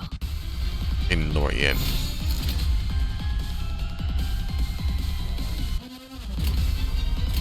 Yay.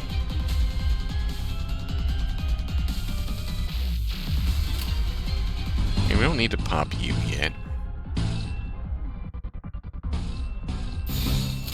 I can spare those for little baby Yen.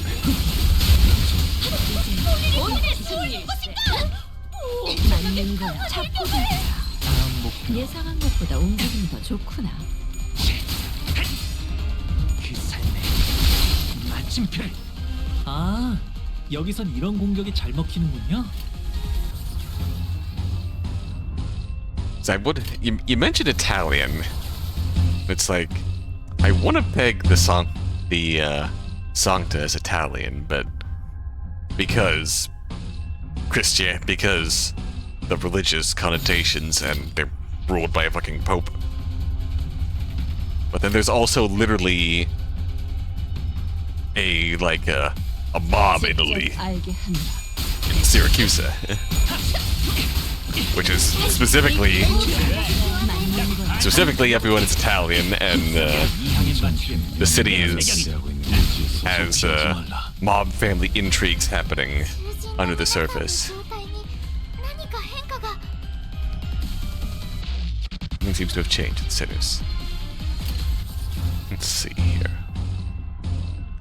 Yeah, just cut you. 타겟 포착 1시간이야.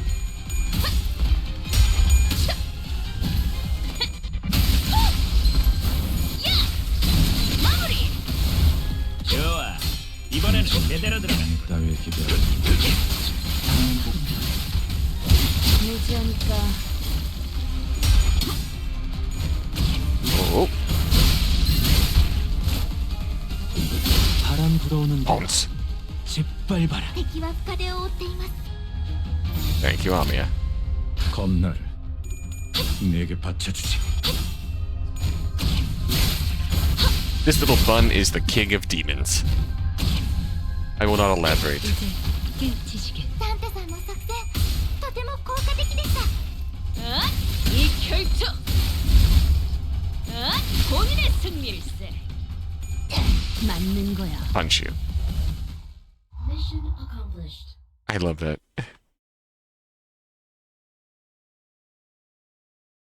Have you gotten up to 40 for Ego? Not yet. 의뢰비랑 보호수당에서 I love to use the victory theme here. 값을 빼면 아, I spent all my 오늘은 제사비로 손해를 메울 필요가 없네요. I spent all my mirror dungeon winnings on the tickets from the reward shop, where I got shafted, 백대에서 내려. and I got the pity.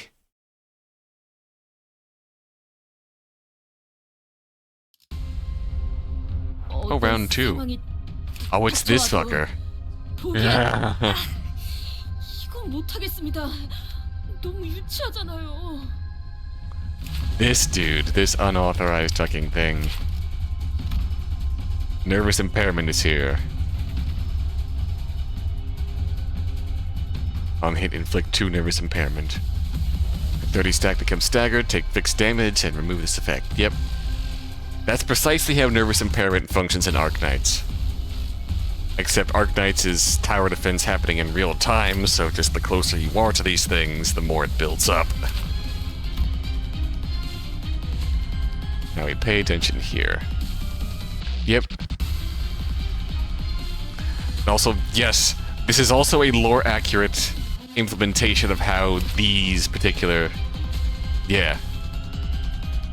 It's a lore-accurate implementation of how these fuckers function in the Arknights game, too.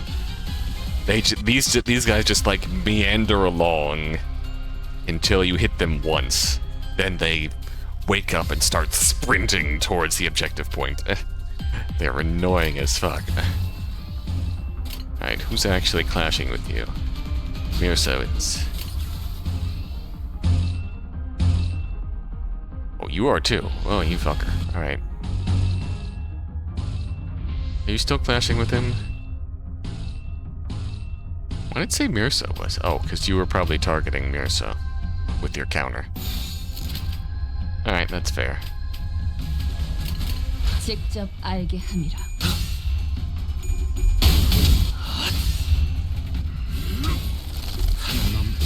물 넘고 거꾸로 제철.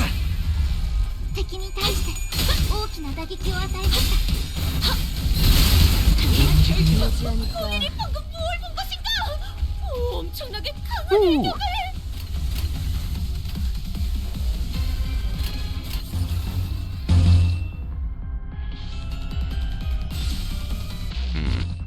You're offsetting, so hopefully you don't do anything funky there. You were gonna die. 포착, 1시 방향. 지시를 맞춰. 차포잡이라 예상한 것보다 움직임이 맞는 거야. 그래, 딱 반쯤 죽여버렸어. 13조 Up your way. 그게 체격이. Hey there, buddy. 다음 목표만 다들 첫 여정을 시작했을 때보다 That's okay, we'll deal with you. 강해지셨네요. 매일 보아왔는데도 지금은 Yep, you're 감회가 gonna have to 새로워요. back the order. Alright. Let's see. Who gets to clash with you? Target marked you are. Alright. Bet. 일기당천. Even at this point, yeah. 그 삶의 마침표를. 아, 여기선 이런 공격이 잘 먹히는구나. 이 결투 여기가 heb성제자. 본인의 승리일세. 삶은 영원하지 않으니. エリートオペレーター並みの腕前です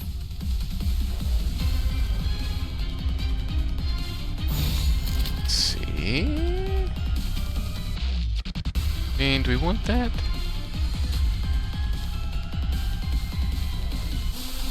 Why not? Pop an ego.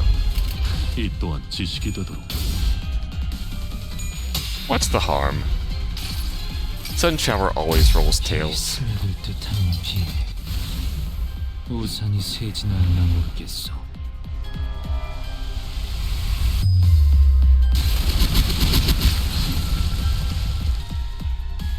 Buble. 이제야 실력을 좀 내시네요. 그 삶의 이러면 마침표. 얼마나 좋습니까? 약점을 잘 노리셨습니다. 지시를 맞춰. 이제 괜찮은 가격이 맞는 거야. 앞으로도 그렇게만 해주세요. 유효하군.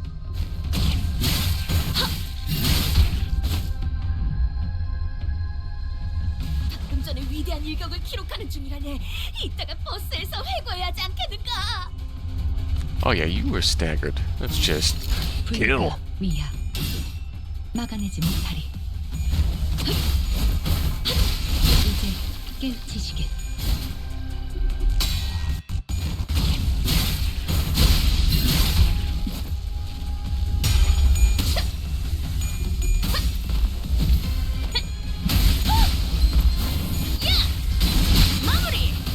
Okay, I'm back. Welcome back, Twin. 이번에는 How are you 제대로. winning? I forgot I still had recorder turned on. 다음 목표로 Alright. Mission accomplished. Mission accomplished. The remaining entities have all returned to the sea. Is everyone okay? Just like our last skirmish. Sea terrors that had surrounded the ship returned to the sea. Before the battle came to an end, their retreat felt too orderly and deliberate to be just running away. It's almost like they're making a tactical retreat. Arknight doing a Limbus game would make me want people play Arknights. I mean, yeah, really. Like, there is precedent for crossing over into Arknights. Like we have the fucking Arknights Dungeon Meshi collab. And Arknights has done 2 collabs with the Rainbow Six Siege. So we have a wide variety of guest operators hanging out at Rhodes Island.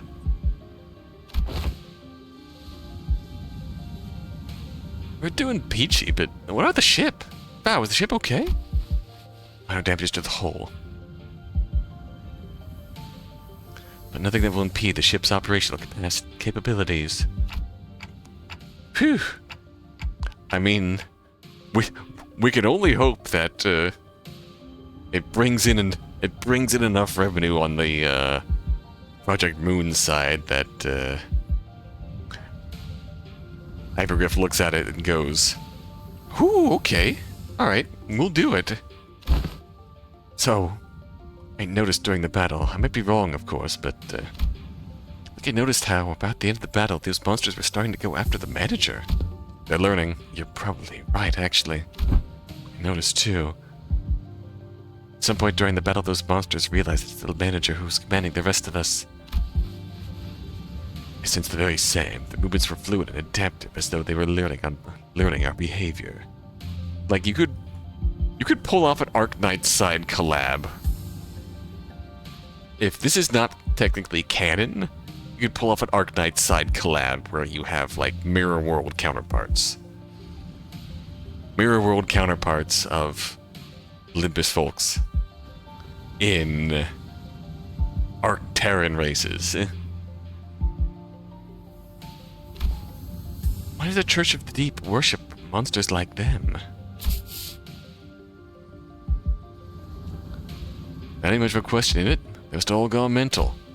I'm sure they have many reasons, but seaborns are beings of infinite potential. So much so that there's no superlative big enough to properly convey the scale. As organisms, they can endlessly evolve and adapt. Every time they encounter a new environment or a new element, they transform themselves. And other seaborn. Maybe that's their draw. You're way too peppy for this, Mayors. And fascination may be an attitude most befitting a researcher, yet the transformation of fascination into idolatry is, if I may be frank, not entirely positive. I find them pretty uncomfortable. Just remind me of whales. Then can they adapt to learn a language to communicate with us? Yes, they can, actually.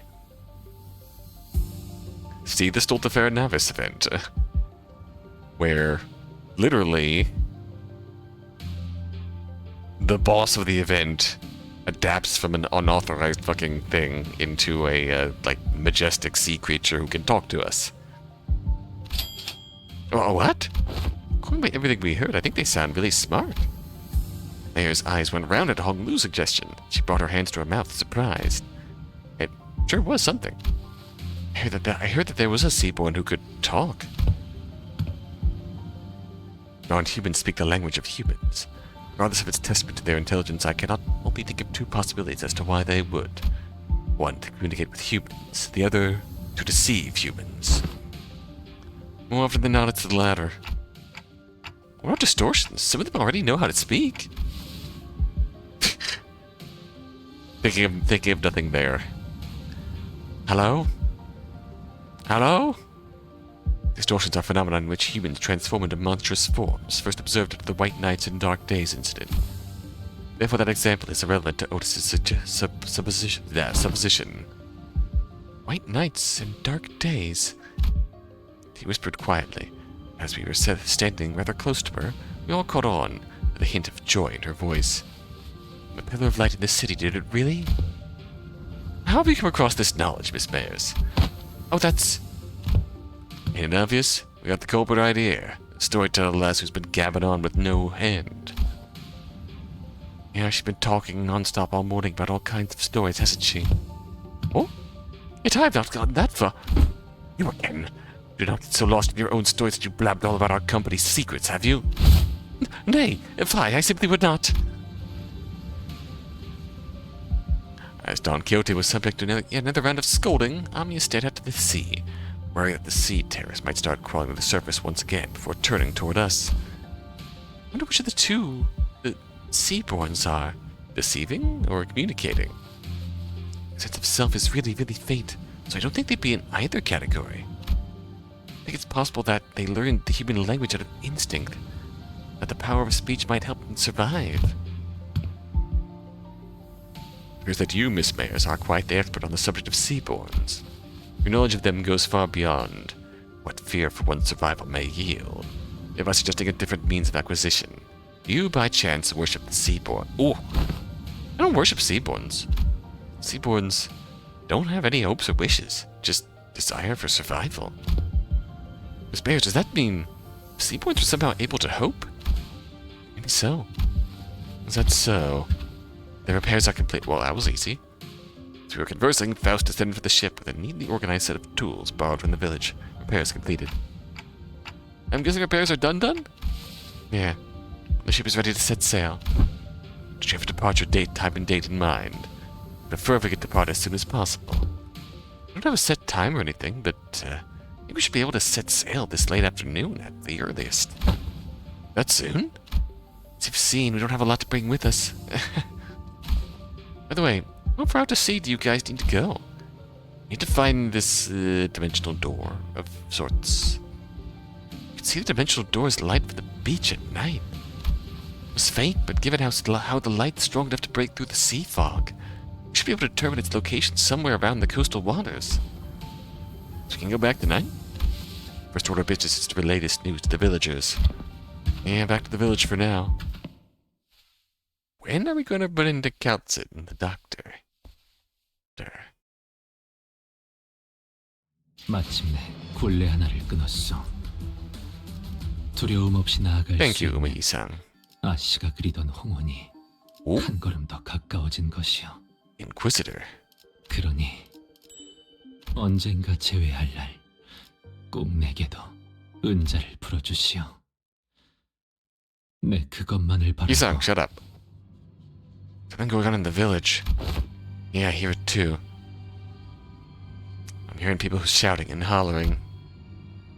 When we returned to the village, ship repairs completed, we were welcomed by a rather hostile standoff. Quick count told me there were approximately 20 people assembled at the village square. Considering its population, there was pretty much the whole village. Who's that over there? Inquisitor. I think we've been found. Irene! The Inquisitor, dressed in a well-kept uniform, was about the same height as Don Quixote. The sword and the lamp hanging from her waist sits in stark contrast with the more run-down, ramshackle village. She almost looked like a fixer from the city. So, the Inquisition has discovered our village. We have a name now. Did you really think you could forever stay out of the Inquisitor's gaze, citizen? The Inquisition's gaze, citizen? That's a naive dream. Fabius, it's made for the Inquisition immediate interrogation under charges of suspicion of membership within the Church of the Deep.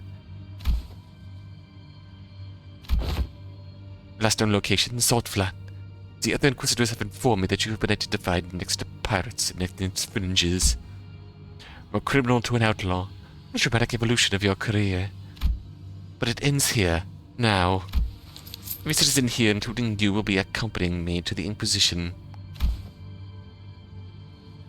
They have never broken a single law, nor are they outlaws of any kind. They are not like me.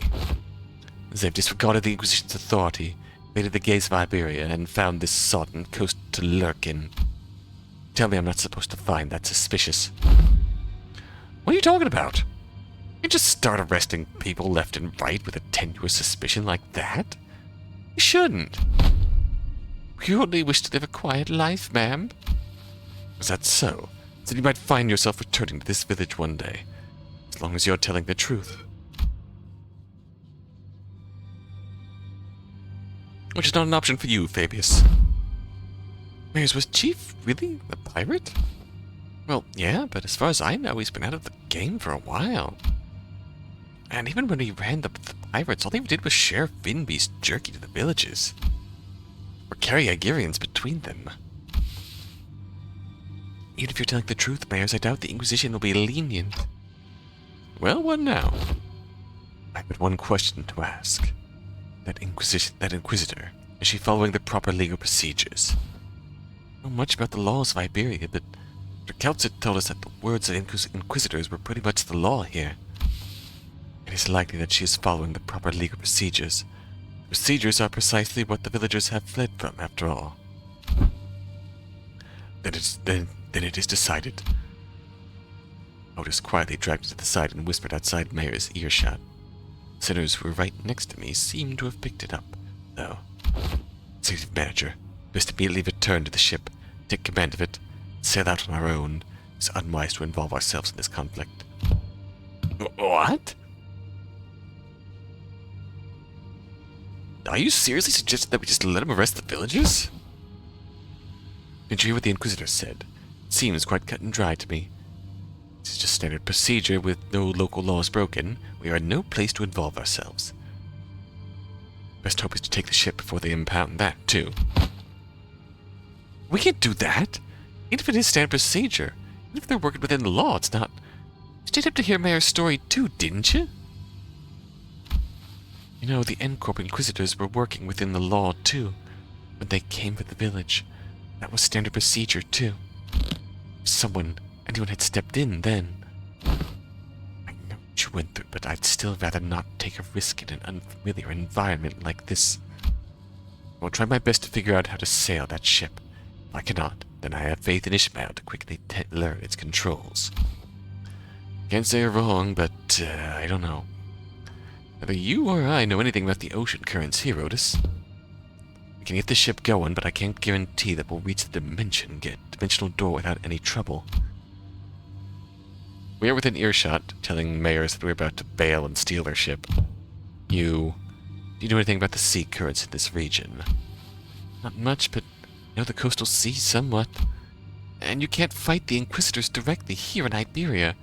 Fleeing with a ship might be the better option. You're on our side, though. What should we do, Dante? Yeah, I guess it's kind of awkward for us to just take the ship and go, huh? Zoinks. How about we try to talk to the Inquisitor, then? I think we should at least try to hear them out first. Them being the Inquisitor and the Chief both. If the discussion goes well, we might even be able to get the Inquisition's support. Like Mr. Hong Lu said, we should probably hear them out first, then try to convince them. Diplomacy is good. I agreed with them both. First, let's at least see what the Inquisitor has to say.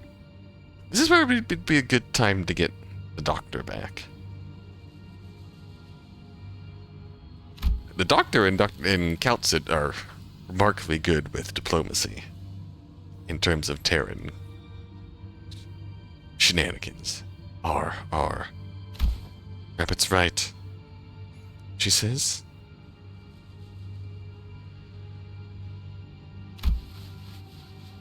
Are you certain that translation was accurate, Sinclair?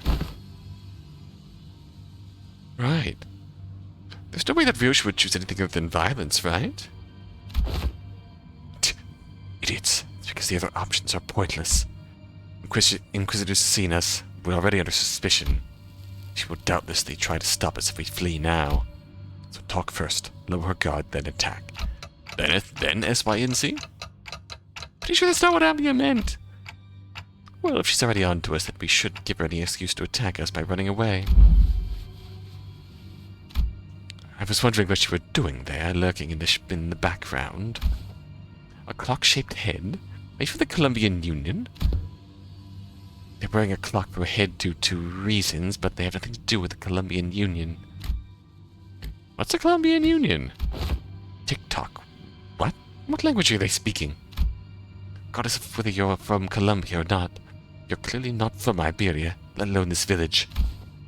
You're not wrong, but I think there's been a bit of a misunderstanding.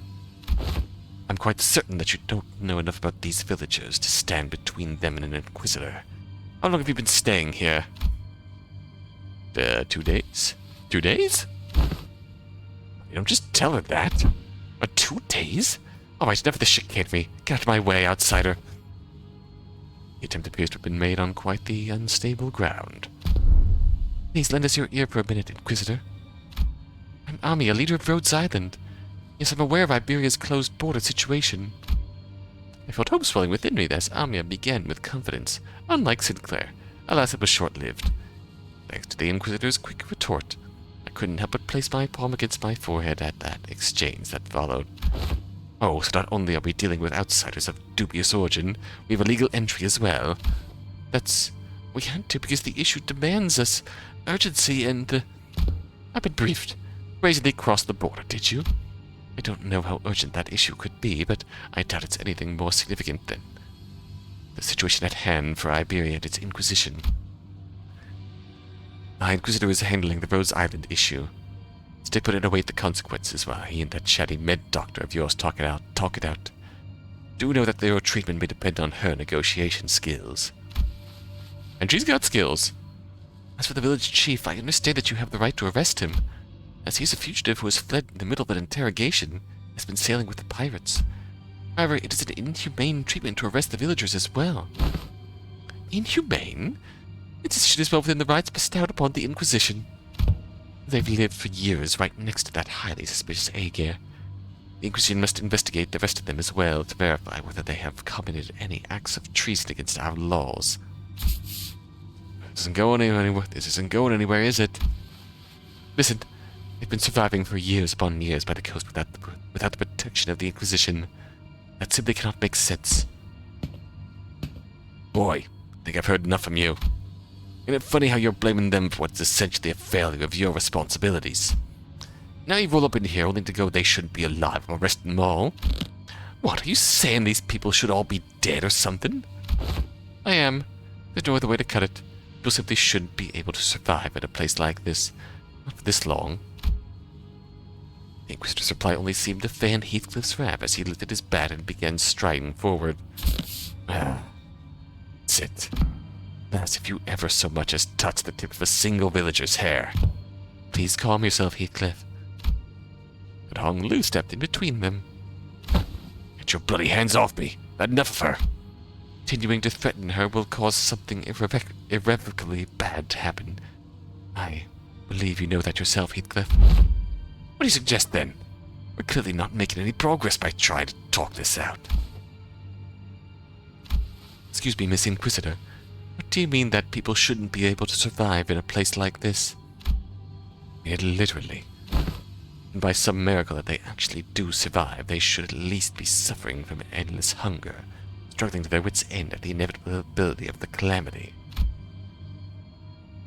They look too healthy. The heck? Then shouldn't you be applauding them for managing to survive through so much hardship? I'm an Inquisitor. Not some crazy person on a power high who goes around accosting and arresting civilians of Iberia straight to the gallows, okay? I have more than enough probable cause to take them in for an interrogation. Just that I don't have the time or the energy to explain every single one of them to you outsiders.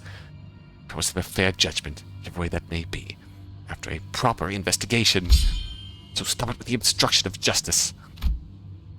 Inquisitor branched her rapier threateningly, her voice shaking with frustration. Dante. Without the full picture of the circumstances, Faust advises against further antagonization of local political authority. I agree with Faust. I get the feeling that she isn't the kind of heartless Inquisitor that goes around indiscriminately executing innocents, like Miss Mayers told us about earlier. If she's really thinking like,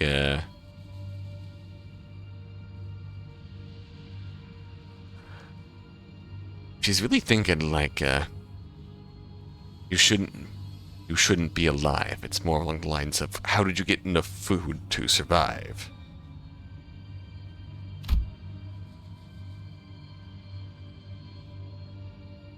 I don't think she's anything like the Inquisitors of N-Corp we saw back at Cal. They were right. Didn't have the full picture, or the circumstances. Getting in the way of an Inquisitor was clearly a rather significant political entity in the area. It's most likely a bad idea. Isn't the Inquisitor's job to answer your questions? Continue to obstruct me, then. The standoff was showing no signs of ending. Miss Mayers? I can answer your questions. So for now, let's do as the Inquisitor says. Mayers, who had been hiding behind us ever since we returned to the village, suddenly stepped forward. Yet, what of that grandfather and the villagers? It's all right. I'm sure this is happening only because the Inquisitor doesn't know. What do you mean you'll answer the questions? About the profound silence. Mayer's response to Otis was but a single concept. I'd grasp its significance, but it seemed to surprise the Inquisitor. That's what they call the calamity that destroyed Iberia. Oh?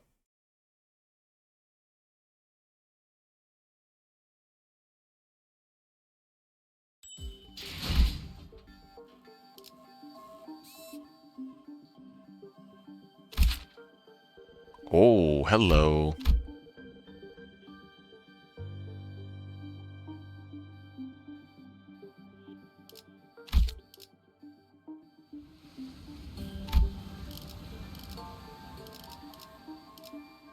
We're gonna have support.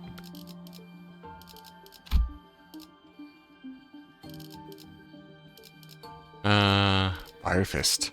Fire Fist, Fire Fist. Hey, sure.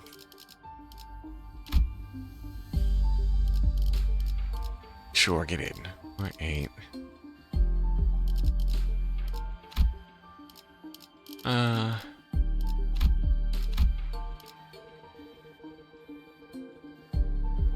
You've got the support. Family Hierarch. Come on in. I mean, you're in the backup. That's fine. Oh. 사냥감을 찾은 건가? And 지위를 받는 건 오랜만이네요. I guess I could only use 2. Right, I could only use 1 support. 사냥감을 찾은 건가? 자, 의로움을 세우. 흑수. 어? 주먹으로 매만지. 시선. 죽음. 명을 받듭니다. 지정 보호 구역에 소요자. 만곡된 직선을 직선으로 질주하겠소. You. Decades ago, great wave ravaged throughout Iberia. It wasn't long before the seaborns carried by the waves diminished Iberia's brilliant civilization to this. The waves. Profound silence then must have reduced the village to its current state as well. Is there any reason it's called the Profound Silence?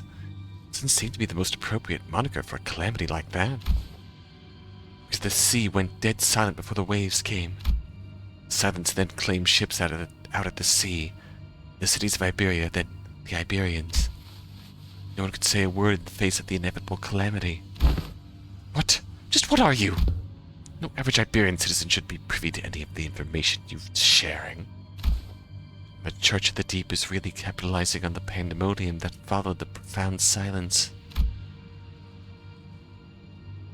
Pretend to be Aegir from the sea, delude the citizenry of Iberia, are sowing chaos in their lands. That's why they're arresting the Aegir left and right.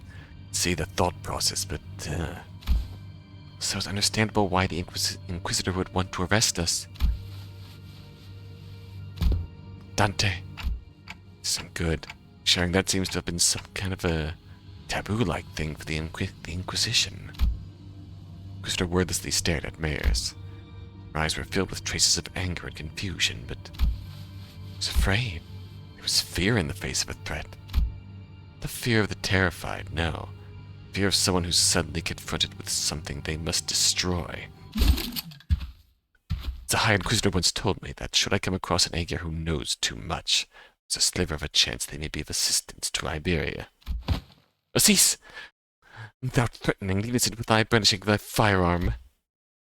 But most are seduced by the allure of the sea.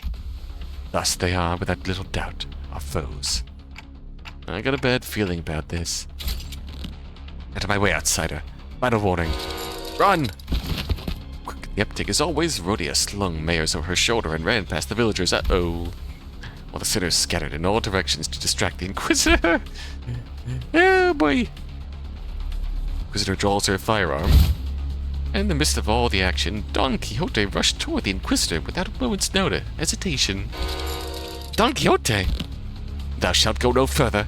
I, a fixer of justice, shalt abide as thou persecute them. Forsooth, 'tis a battle delayed, not avoided. This clash is inevitable.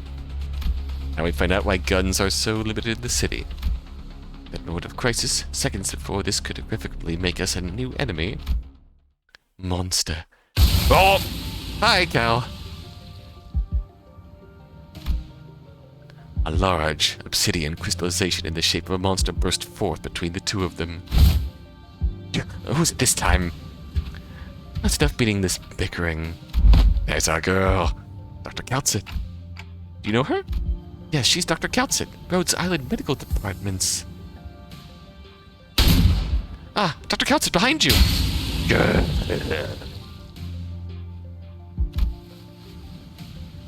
We don't fuck with Kaltzit. Shoot first. Talk later, is it? The negotiations are over. This moment onward, Rhodes Island is now operating within legal capacity on Iberian territory under the Inquisition's Inquisition's authorization.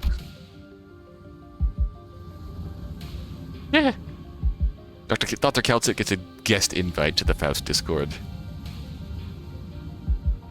The Inquisitor fired a blast at that firearm-looking weapon, but the monster summoned by Calcit managed to deflect it. The cannonball thrown from the weapon punched clean through the wall of the building we stayed the night in, while punching through several other buildings behind it.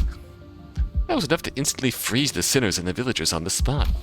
That penetrated a building. Well, their walls would be weaker than the head standard for what counts as a building. Exterior wall. Punch through so many is... what a precise point it makes. Now's not the time to stand around impressed. Limbus puts clothes on its whip.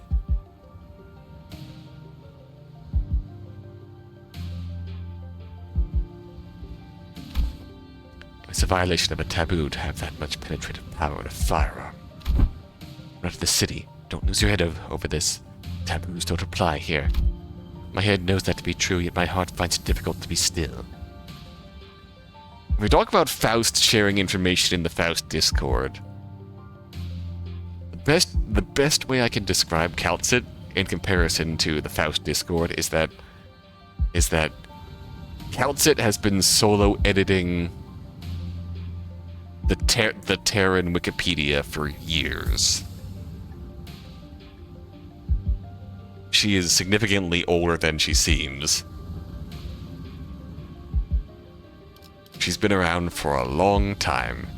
She has kicked tons of ass.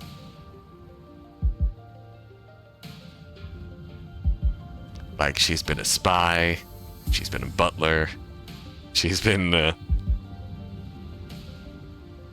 scientist. She's here in Rhodes Island. She's essentially the most senior member of Rhodes Island. Probably second, technically, of course, second to the Doctor. But the Doctor's situation is much more unique. I had no step between my heart finds it difficult to be still. It is enough of that discussion for now. It is advisable that we carefully observe and grasp the situation at hand instead of deliberating on a taboo, the jurisdiction of which does not reach this far. Yes, the situation's gotten slightly better, right? If she's Amiya's friend, she's our ally. Besides, she's got some super powerful looking prosthetic gear looking thing too. The Arknights fandom jokes that that's her spine. That is not in fact her spine. Is that what you think? Also, the most recent Arknights main story update. Her spine turns into a cute girl in her own right. Is that what you think? I apologize for the disappointment, but I am not on anyone's side. In other words, your particular denomination ally might not be entirely correct. However, if I must define my allegiance, then let me inform you that the closest label would be that I am Inquisitor Irene's ally. Dr. Calcit. Amiya. Outsiders. As much as you would like to deny it, the Inquisitor's suspicions are true. While it can be said that the process by which she has reached that conclusion was unfair, the conclusion itself is, without a doubt, correct. So they're actually connected to the Church of the Deep? That is one way to put it. To be more precise, they aren't connected to the Church of the Deep. They are the Church of the Deep.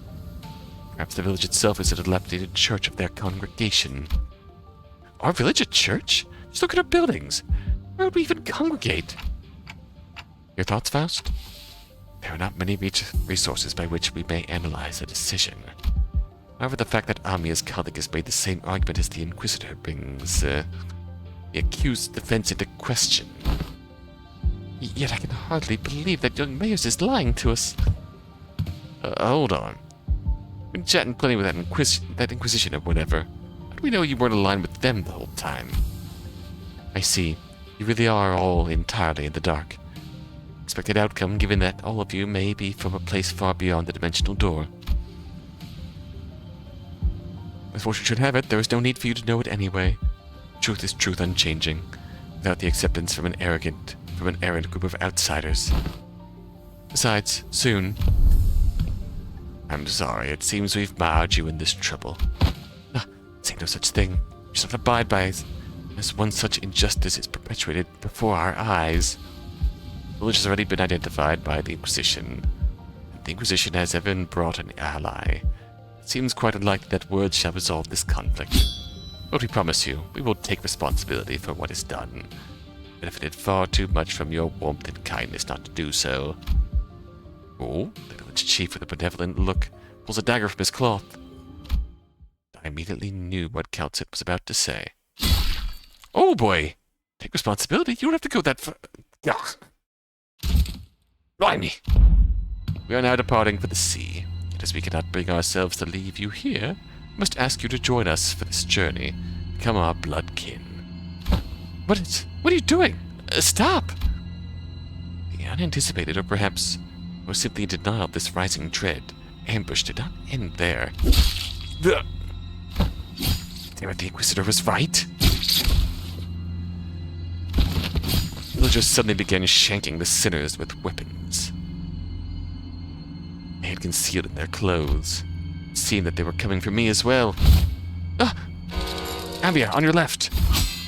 I mean, materialized a black ribbon-like apparition, carrying away the dagger flying in my direction. Another villager rushed in, taking advantage of the opening. Gah! Charging villager's back made a visceral, crunchy noise. Thanks, monster! Someone flung him away. Oh, Scotty's back! Didn't mean to be this late. Scotty, let me catch you up to speed. Another situation. This fishy smell was what I went to investigate earlier. What about the sinners? Like Amia and I, who managed to survive the initial ambush, the sinners weren't doing so well. At least we had a silver lining in that the Inquisitor and Calcit's quick understanding of the situation. A subsequent realization, retaliation led the villagers away from the sinners. How? I didn't notice any hostility or aggression. What an odd thing to say. Why would we hold any animosity against you? Why would we intend to kill you? We're not trying to hurt you. We're trying to give you a we're simply trying to give you a form better suited for the sea. Until we were obstructed. I apologize for our unfamiliarity has caused you trouble, Inquisitor. I won't make a big stink about what happened. What's truly unforgivable is that the heretics tried to take advantage of the ignorance of outsiders to flee the Inquisition. And with you outsiders, any lives lost on Iberian soil are my responsibility. It's my fault. Sorry it came to this. What? Lives lost? Still alive, you know. You can shake off a stab wound like... This is most unfortunate, outsider. Huh? What? Your friends are either going to die or turn into seaborns. Daggers that stab them were laced with the flesh of sea terrors. Once it happens, most die. Survivors become overwritten by their cells, becoming nothing more than another sea monster. What? That's... not a very big deal? It was acting like this was for the sinners, but... Hey, I should be able to deal with this by turning the clock. It's not that bad. Only concern was that I didn't know what would happen if I tried to bring them back after they fully transformed into seaborns. Golden Bough helped deal with the whale's palidification effects, but I had no idea how it would interact with the seaborn transformations. We should just kill them before they turn. Now, this must be very hard for you, but... What?! Sorry to bother you with this, but can you kill my friends? And, preferably in the least painful way, you know? Oh, sorry. Was the last part kinda too much to ask? Wait, don't give up already! We bring them back to Rhodes Island, we should be able to do something to help them! How should I explain this? Guys, can you... Dante, I know what you mean, but I just can't right now. My strength has rapidly deteriorated since the ambush. Kinda tingly, too, so maybe they use some kind of paralytic cocktail. Hog Lou's having too good of a time turning into Seaborn. Just trust me this one more time. This one time. I can assure you that I'm not giving up on them. But... Amia, can you understand the outsider's speech? Yes. It's just that they're making a particularly difficult request. They want me to kill all of their friends before they transform into Seaborns. Okay. Before I even knew it, Scotty had already decapitated the sinners, none of whom resisted. Amia seemed to have been taken aback by how fast Scotty jumped into action. What are you doing? Scotty? Don't let this spook you. This is just how we roll. The clock turns. Decapitated heads creep toward the headless torsos, connecting with the threads of blood. The sensation is that of the reversal. It feels as though the sinners and I are severed from the rest of the world, rewinding in isolation. Is this rewinding us going back in time, or are we defying the concept itself? This pain is multifold worse than the sensation of a straightforward decapitation. The pain is in the heart. As the current of death reverses, I sense a deep, crushing isolation. The wounds are disappearing. Resurrection. Metempsychosis or time reversal. Puzzling. I have no knowledge with which to interpret this technology. The cost seems to be that the pain is transferred to one who rewinds. That seems too small a price for such great power. The discussion of whether this can be categorized as power should be explored later. I couldn't stop shaking. All my limbs were trembling from the icy solitude. Still, I took a moment to collect myself and order the sinners. I don't know what they were thinking, but we should be able to find out once we take them down. Dare deceive the executive manager and try to take their life? Prepare thyself. Thou shalt now pay the price for making a mockery of justice. Yeah, we can't just let this slide, you know? They roll in hardcore.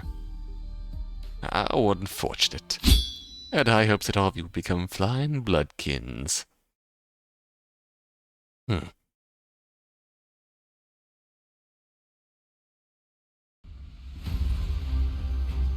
Ooh. 皆さん、戦闘の準備を。 Fabius. Alright, what are you doing?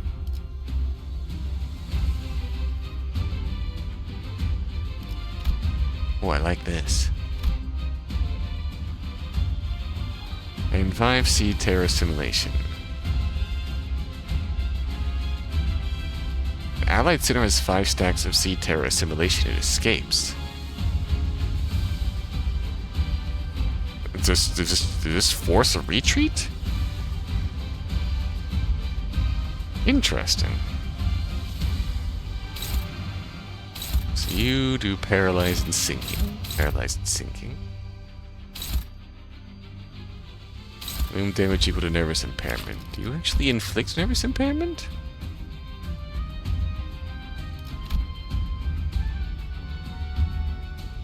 Oh, on hit with unopposed attack, inflict nervous impairment. Alright, so we should be clashing.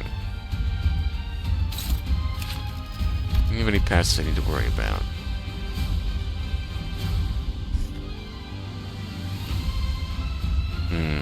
So I don't want to clash with you until... Oh, on hit with an unopposed attack. Did I misread that? On hit with an unopposed. Oh. So we want to clash and only clash.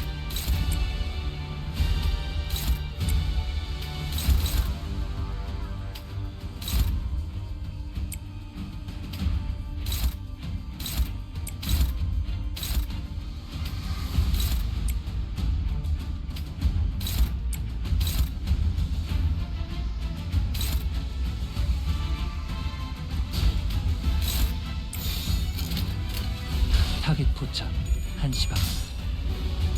It's fairly simple, I think. 엽서겠군. 옳다.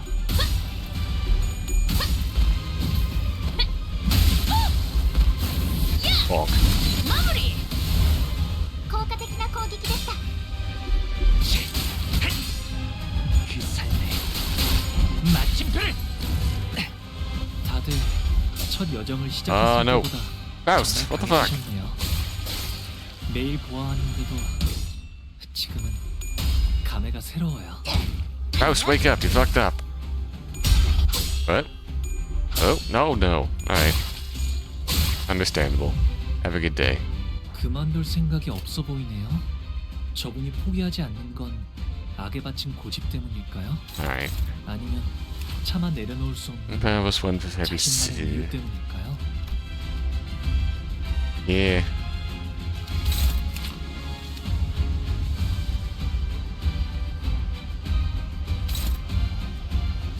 They're coming after... Oh, that's bad.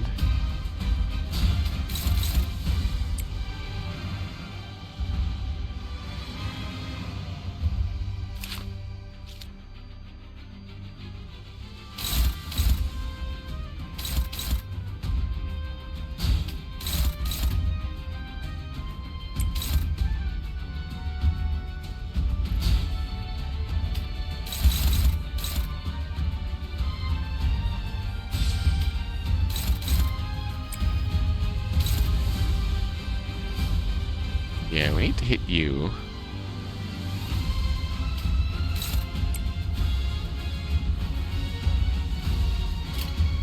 Greg.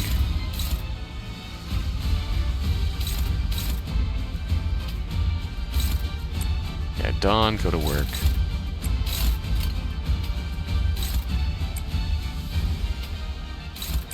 You can go to work. Let's see if this triggers nervous impairment on Stagger. 이 또한 지식이더러. Come on, Greg. There you go. 이 전투에 명예 따위에 기대하고 차포잡이라. 있지. 예상한 것보다 움직임이 더 좋구나. Oh, it does inflict nervous impairment. The unopposed attack doesn't seem to, or the stagger attack doesn't seem to inflict it, 지식을 마주하고 which is good because there's no way to actually clash with a staggered enemy. 앞으로도 그렇게만 해주세요. Alright, 이 결투. good juggle.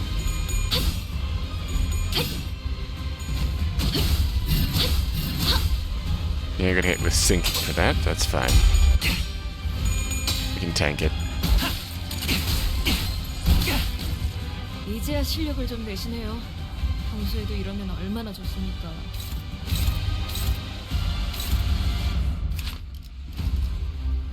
Buy 2 a pack power up.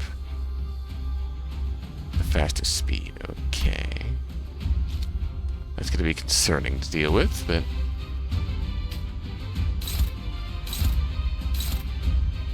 Okay, Faust, can you clutch with... Oh, hello. On unopposed attack. We need to win the clash here. Noted.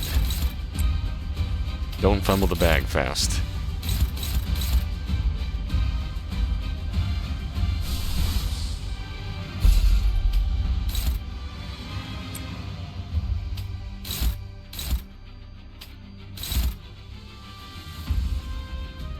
Don't really like the chances of that.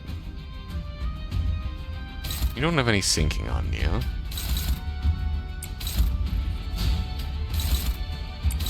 You could tank that with your defense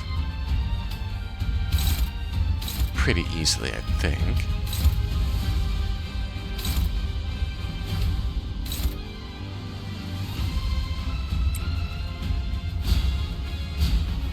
Can I rock your defense? I can't actually.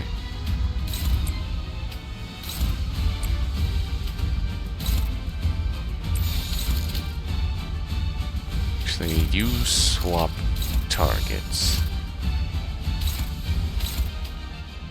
So you should kill those 3. Church of the Deeps. Thank you, Faust. 다음 목표로. 이제 보자. They're dead. 하나를 찔렀을 Hit him with a 수많은 것들이 옥죄어온다. multitude. 방금의 공격. Fucking hell. 신. Alright, that's fine. 본인의 승리일세. Dead. Ow, ow. How'd I miss you? Oh, sick.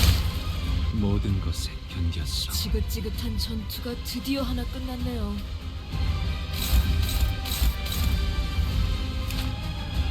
Alright, you're still rolling. That's gonna be a bit of a dangerous flash there. Okay.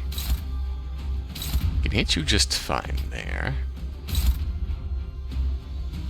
Oh, you are going to wreck shop. We're in a very good place there because of the multitude.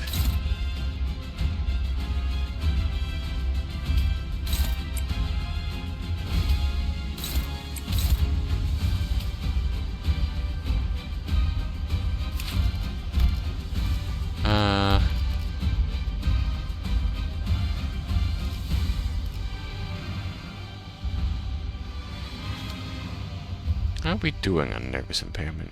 Not actually picking up that much. He already 간식인가? has some. 급행이신가? 의뢰비는 좀 더 비싸. 질문은 끝나고 따로 받겠다. I think we can afford to hit you.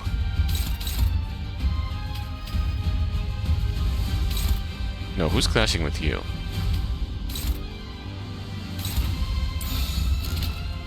Can you hit?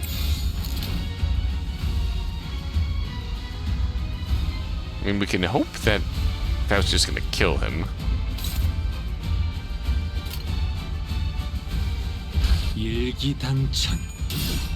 With ego, but 모든 결과들은 파우스트가 알아요. bonk. Yeah, I wouldn't have killed you anyway. 완전 프렌 선택이었어 나리! 저들의 약점이 뻔히 보이는 게로군. Good. You want to clash?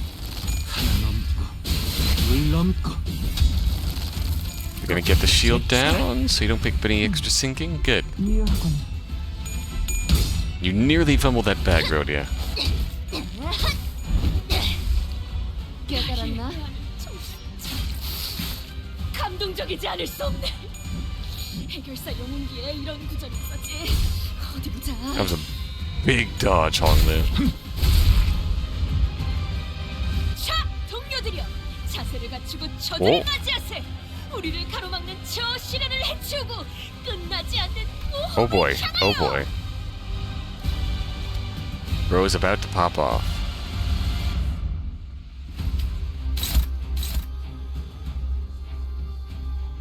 Target is bind. Final pound.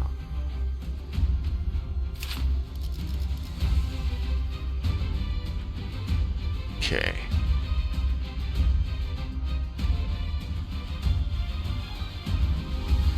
Boy, alright. Interesting.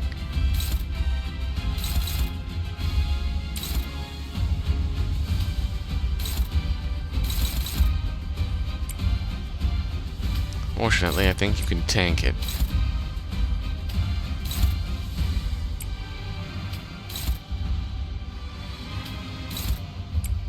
And you can handle this.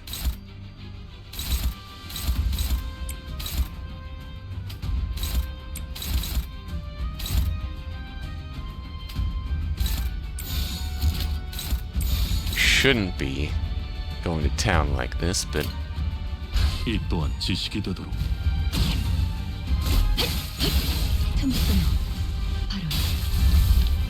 good hit. タンテさんの作戦とても効果的でした。 You might kill him, yep.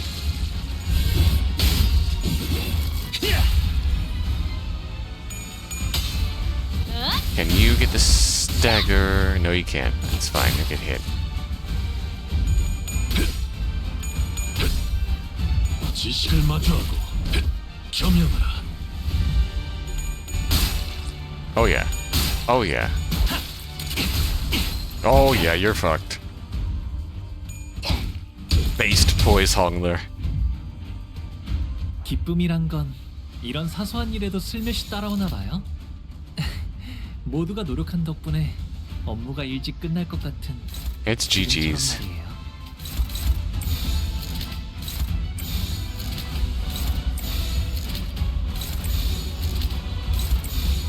타겟 GG, shake my hand. 한시간.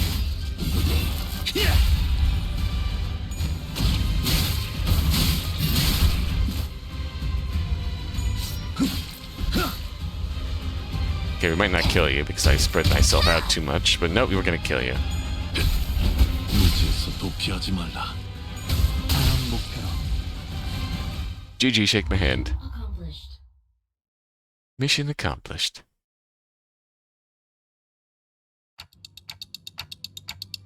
Wait, I think they're heading to... He's running himself into a dead end. He's seeking refuge at sea. Wait, that's where the ship is. That's where they're headed. Trying to board the vessel Massus. Wait, but we never told them that the ship was repaired, so how? Ain't it obvious? The whole village is in on it. Ain't surprised they'd send someone to spy on us. They'd know a way to get the ship floating even its broken spine. Vessel? Massus? Vessel Rebellion de las Masas. That ship is moored at the port in that direction. Wait, it can't be! Irene, who was preoccupied with battling the rest of the followers at the Church of the Deep, who were in hiding, quickly gave chase. But Fabius and the villagers were already aboard the repaired ship, slowly departing the harbor with a horde of sea terrors between us and them. How could a vessel of that size become operational this fast? Exterior, the name must have been constructed during the Golden Age of Iberia. But how are we supposed to chase that? What if we built a raft and rowed after them? Wait, come on. The sea's full of sea terrors. Won't get very far before it sinks. Do you see something, Amiya? You keep looking in that direction. Oh! Salmasa soon disappeared into the mist, and the village was left empty with nary a sign of people ever having been there. So this getaway had all been premeditated. Except for Mayors. Leaving only Mayors.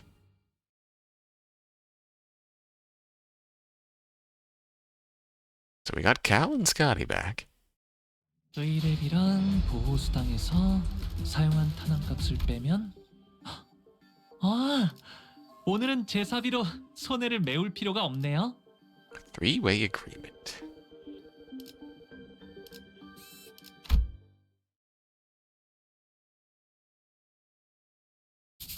Very curious if there's a dungeon at the end of this. Damn it, can't we just take the ship and go after it? A research vessel, it can't possibly be very fast. This will be difficult. If it is a research vessel, I'm sure it was constructed during the Golden Age of Iberia. No average ship can keep up with it. It's a problem because I doubt we have any ship that can travel at the same speed. We only have a few small vessels left, all anchored too far from this location to be feasible options. Do we have any recourse? No, not unless we're going to identify the exact location of the vessel. Which is the real problem. We can't find ourselves a ship to go after them, yes. But most eyes of Iberia, the lighthouses, were lost during the profound silence. Wait, when you say most, do you mean that there's some left? Just one, as far as I know. The one in Gran Faro, but that lighthouse cannot be used at this moment. There's another. There's a lighthouse you can use.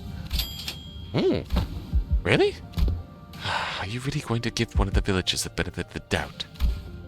Yet young Scotty had already confirmed her to be safe. All I confirmed is whether she's a seaborn or not. Can't know if she's a cultist. It is true, yet when she saw that Mayors was left all on her own, we decided to have her accompany us at all times and kept her within Irene's eyeshot. Couldn't possibly blame her for what happened, given Scotty's confirmation that she doesn't have anything to do with those sea monsters. Besides, they'd all left her behind. Irene still seemed to harbor a bit of suspicion. The problem with the Aegir is that she simply knows too much. Or could she possibly have gained access to all that information? She does know more than she's telling us. See? She can't even answer the question. Let's think about it this way. What if we were to ask her what we don't know? The location of that lighthouse, for example. They're ticking rapidly. What do they say? Dante says that we should approach it differently and ask her what we don't know, like the location of the lighthouse. That seems like a reasonable suggestion to me. Or does the Inquisitor have an alternate solution to this conundrum? Non-canon, Celts it smiling. No, but... Fine, let's hear it. I won't interrogate you about how you have access to things that even us Inquisitors don't know. At least not right now. Palo Muerto. Dead Lighthouse. That's our village name. Somewhere a little ways off of the coastline, there's an intact eye of Iberia on the sea. It was almost destroyed when the profound silence that swept through. Off the coastline? Is it not connected to the land? I think it used to be, until it sank. We should be able to procure ourselves enough wood material from the village to build a raft. Is it near enough for a raft to be the means of access? The weather's not great today, but it should do. Not very far from the coast. Even you could have trusted the Aegir? Don't see why I shouldn't.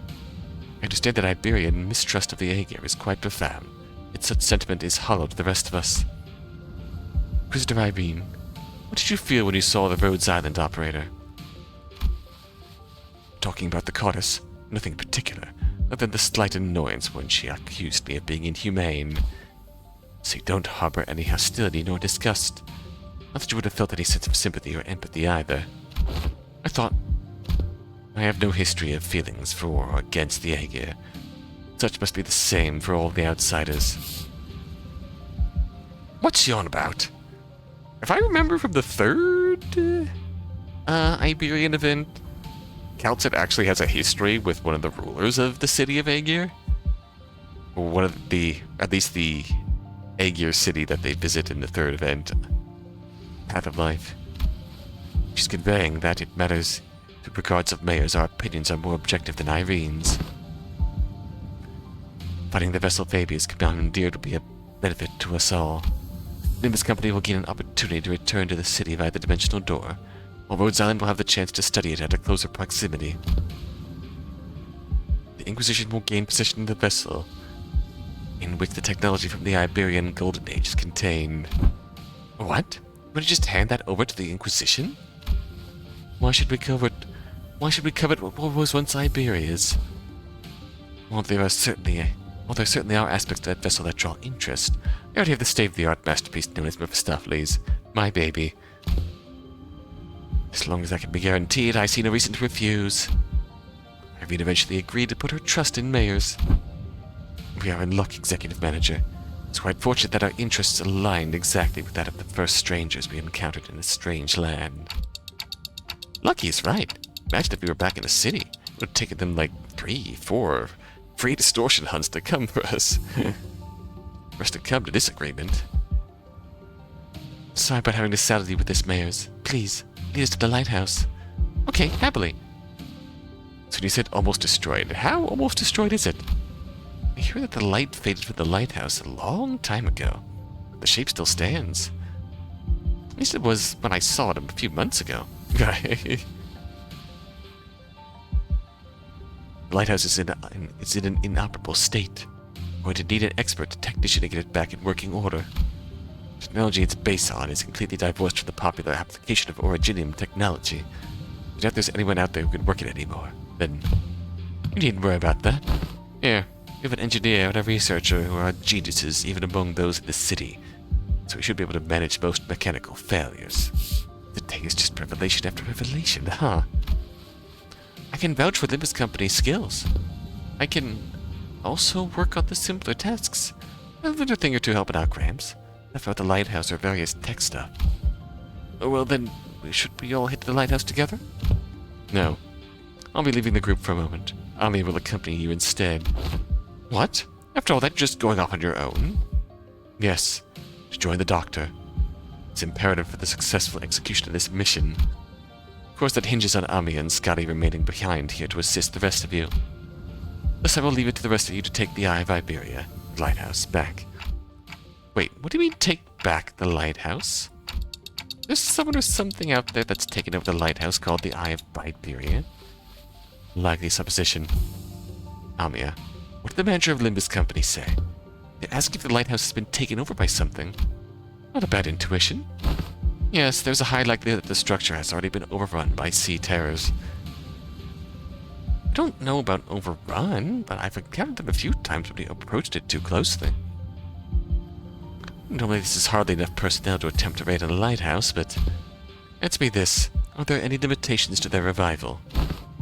There are no restrictions as long as Dante, the manager, survives. However, do note that the battle efficiency depreciates with prolonged battle due to mounting mental stress on the manager. No need to change the plan, then. Amia, use this communicator to alert me as soon as you are able to identify the coordinates of the vessel for the lighthouse. Luck would have it, you should be able to reduce the time it takes to complete the retrieval mission. Okay, as long as you're not taking everyone with you. Just her who's leaving, then go ahead. New ship dropped. Faust counts it. Real. So real. I think we should be fine, too. Smart one should kiss. Then, let us commence mission. Vessel Masas retrieval. Righto. Step 1 of the plan's the raft, right? Let's get on with it. It's done. Let's go. Oh, thanks, Scotty. What? Hey, looking at life. Why are you looking at us like that? Is there something bothering you? Must you ask? Just look how proactive and quick she is to jump to action. Certainly lives up to the image of an employee working for a large corporation. Thanks, Otis, for that charitable view, I guess. Thanks to Scotty, who had already finished the first step of the plan, we were able to move on to step 2 immediately. Thanks, Scotty. She's all over it.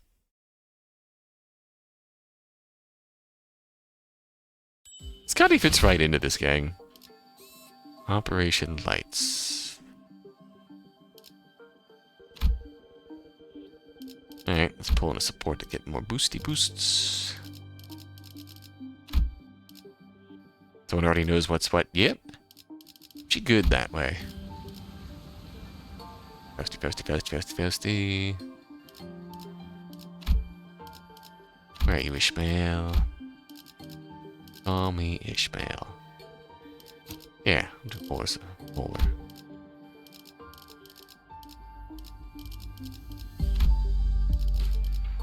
Top right house support? Been looking at?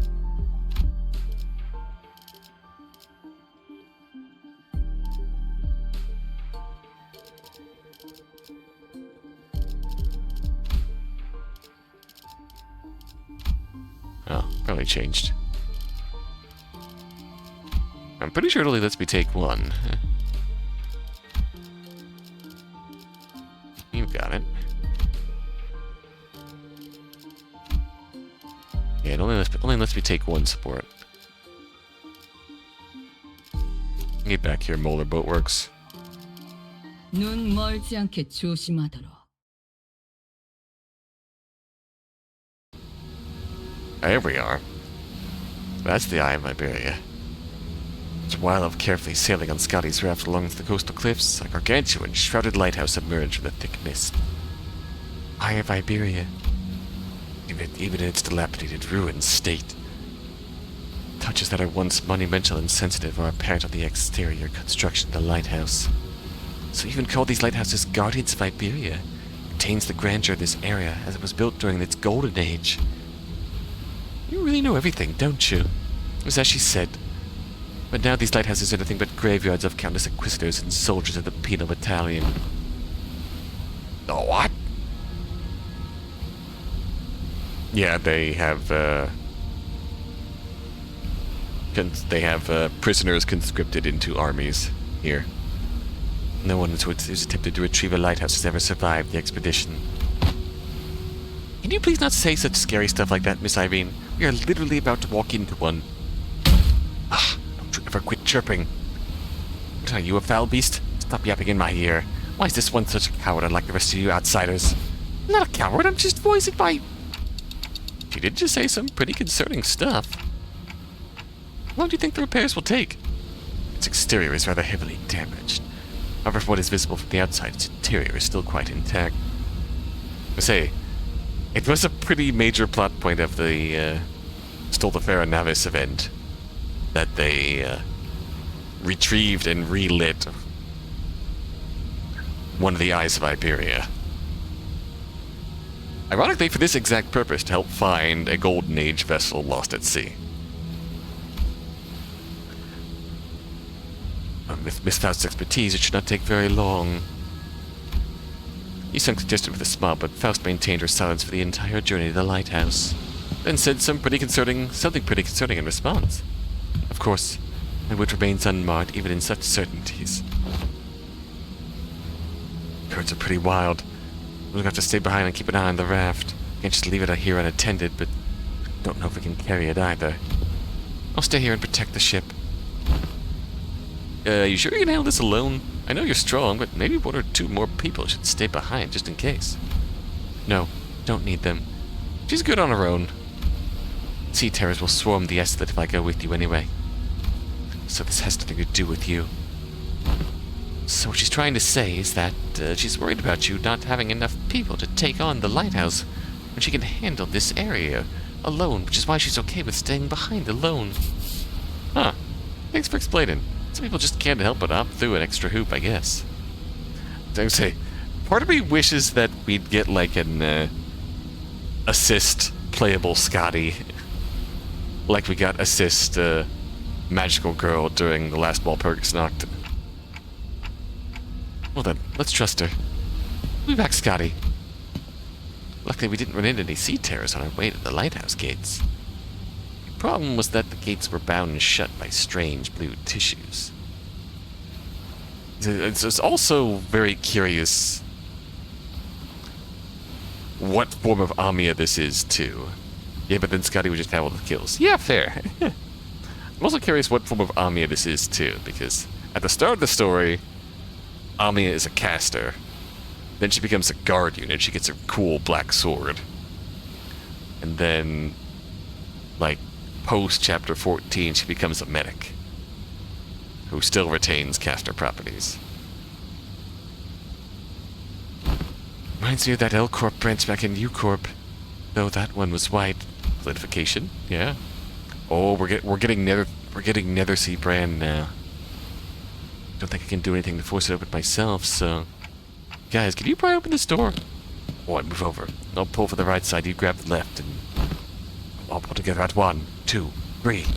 1, 2, 3. Something's off here. What are you doing? The door is firmly secured in place. This flesh tissue regenerates as soon as it is torn. Which leads to tap into a wilder form of art to get this opened. Well, what now? This strange flesh tissue growing on the gates is sea terror. It's reacted to the lamp. It's grown too much to be affected by it in any meaningful capacity.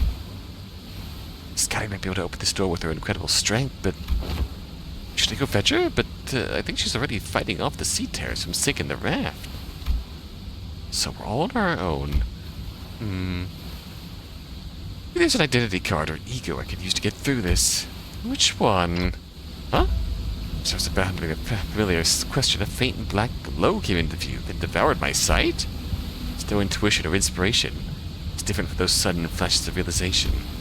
And it's not the star of that day that I think of from time to time. It's not that horrible door that I see every time I turn the clock either. Formless in black space in which I am not permitted to see. Faint noise. A whisper cuts through it. Through that opening I see light. Ooh? Reach out to the opening and see. Scotty, born from a very, very warm gaze. Scotty? Powerful imagery crashes onto me like the waves. Scotty, the staggering dancer wielding a blade. Oh? Scotty who flaunts her flowing locks. And Scotty, the singer, humming in a low voice.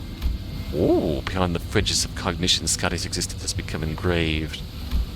A sinner who can wrestle and control this oceanic tidal power is...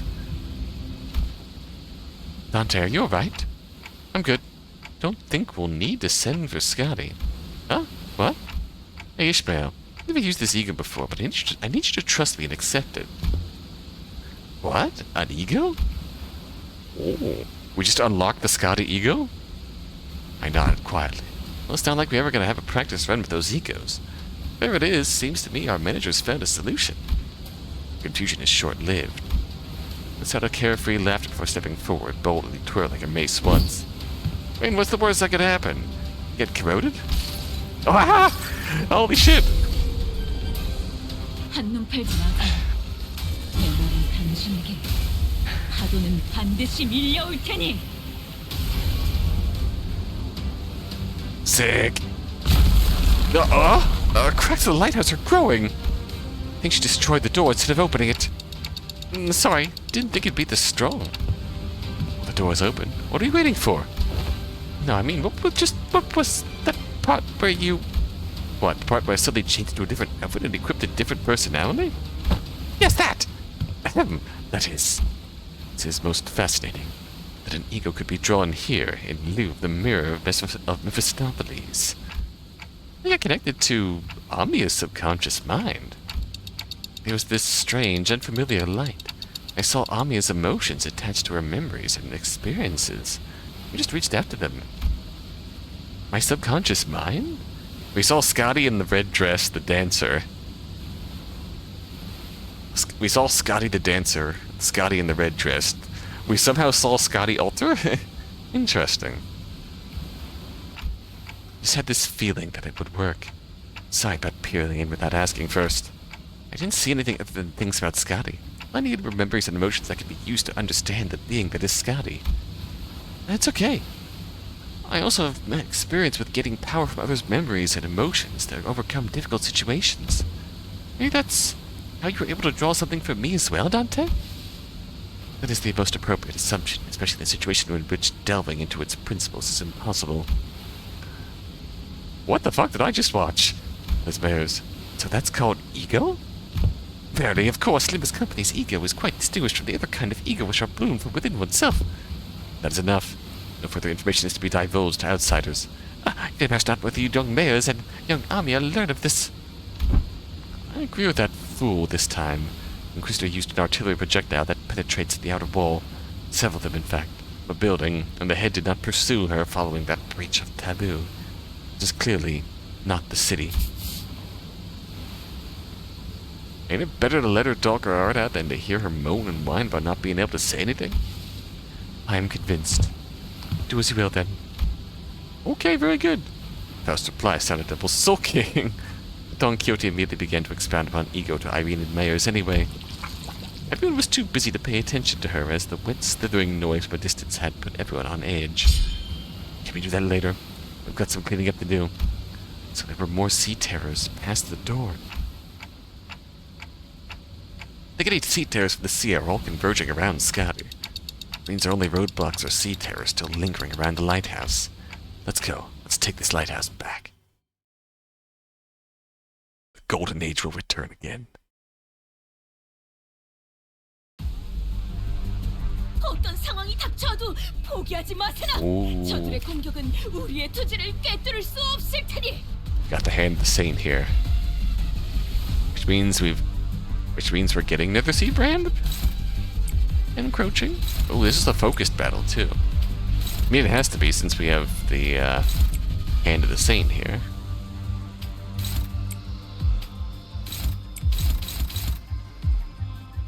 And these things,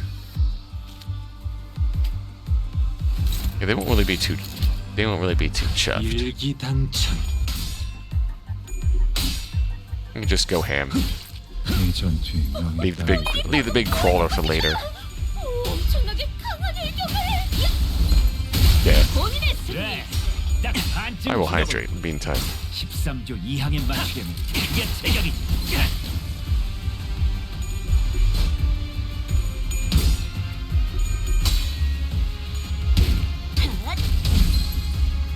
Yeah. Nah, come on, Faust, don't fumble. Don't fumble. Good job, Faust. Thank you. I really should go back to just opening up with her guard skill.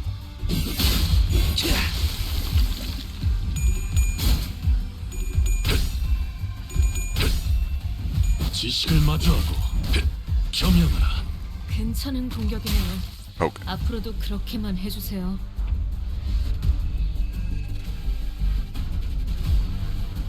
Yep, there's Nether. There we go.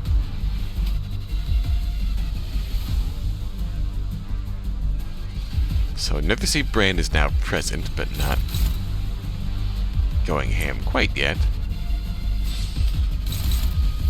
Yeah, we'll just power counter you. On there. Just end this fool.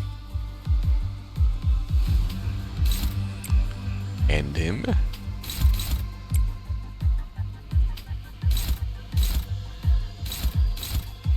You power countering him? Yeah, you are.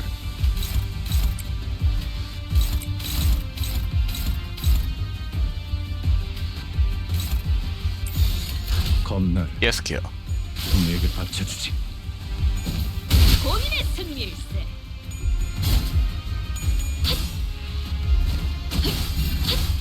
훌륭하군요.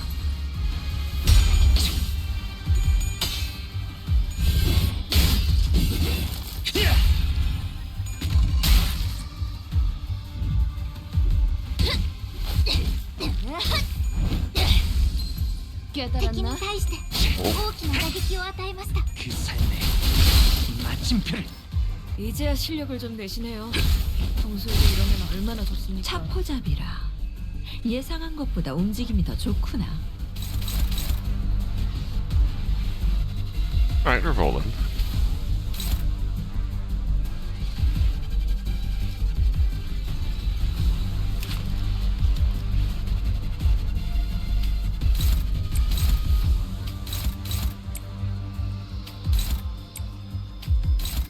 Could theoretically just win raid. Roomba. Yeah, that's in Arknights, the Hand of the Saints are literally just Roombas. 소용없고를 달궈볼까?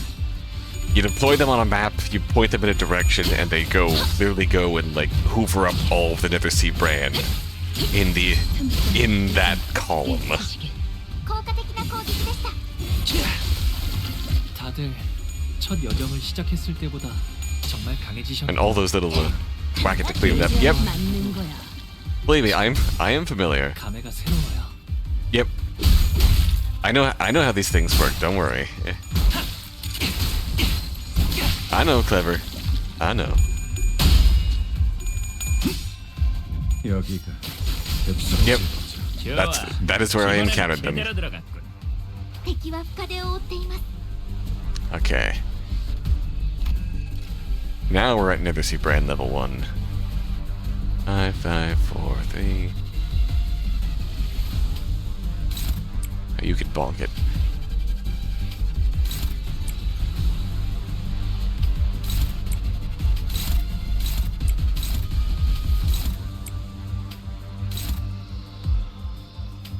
Gotta hit you.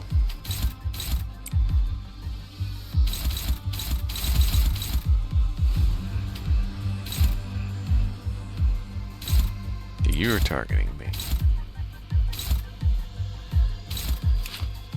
Can you hit?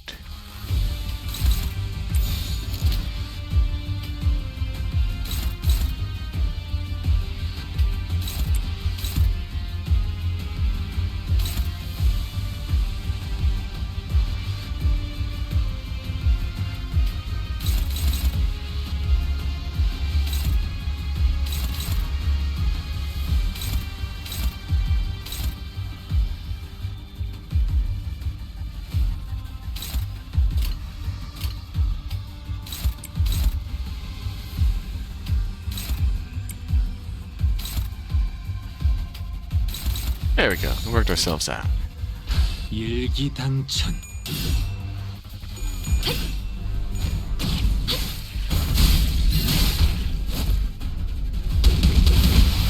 Noom. Roomba time. 지식을 마주하고 나의 해안을 찾아냈지. 감동적이지 않을 수 없네.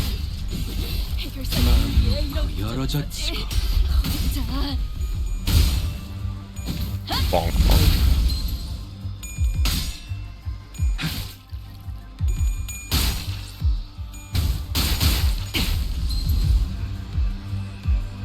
방금 전에 위대한 일격을 Alright, 기록하는 we're rolling. 이따가 버스에서 회고해야 하지 않겠는가? How many more do we have? 12 out of 25. Oh lord.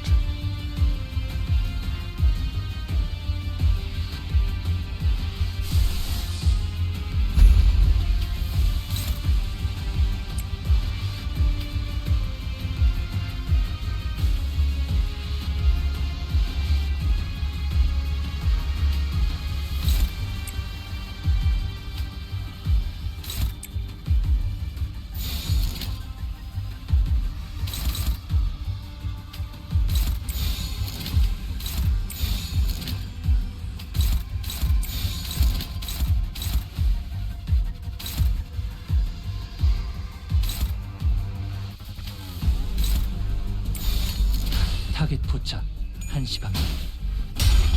Come on, Faust. Come on, Faust. 훌륭하군요. 이 전투의 명예 따위에 기대하고 있는 않겠지. 물 넘고 원더풀한 선택이었어 나리! 저들의 약점이 뻔히 다음 보이게로군. 목표로 본인의 승리일세.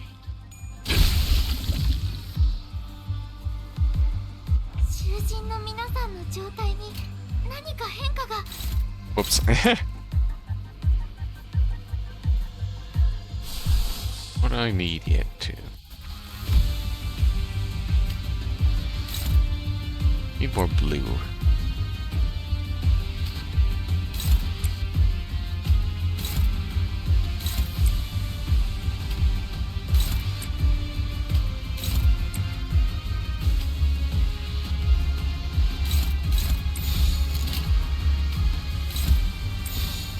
Alright. 직접 알게 함이라. 훌륭하군요.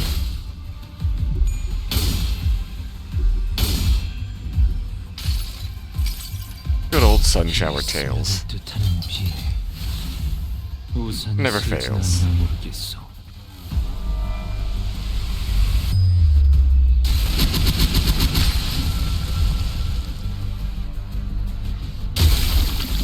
We're eventually gonna need to aggro you anyways, so... 그 검에 길이 있는지가 중요할 뿐. 마음에 들면 들었다. 솔직히 말해라 자루요. 옳다. 방금의 공격 옥신 그 자체였다. I'm hoping to show off Honglu's ego. Some point before the stream is done. 방금 전에 위대한 일격을 기록하는 중이라네. 이따가 버스에서 회고해야 하지 않겠는가? We have to have blues to do that. This team doesn't produce enough blue to realistically do that, though, unfortunately. So we might just tear through this.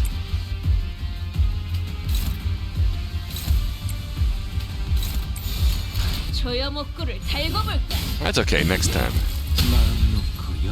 Oh, that's a good point. 이 전투에 명예 따위를 기대하고 있는 건 아니야. Forgot about that.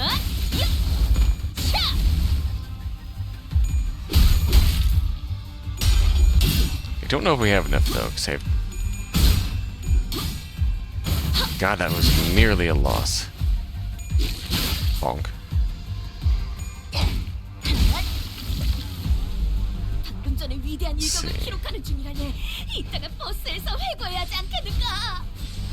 Oh, that's right. Honglu does.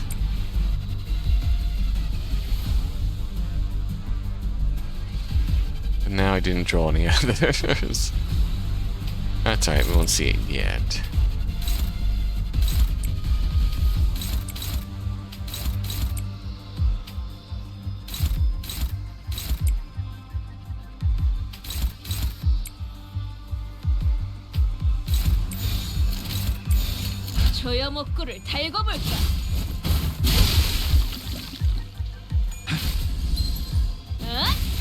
Yeah, we got you staggered. 걱정은 하지 않겠습니다. 어차피 이미 이길 거라고 확신하고 있으실 테니까.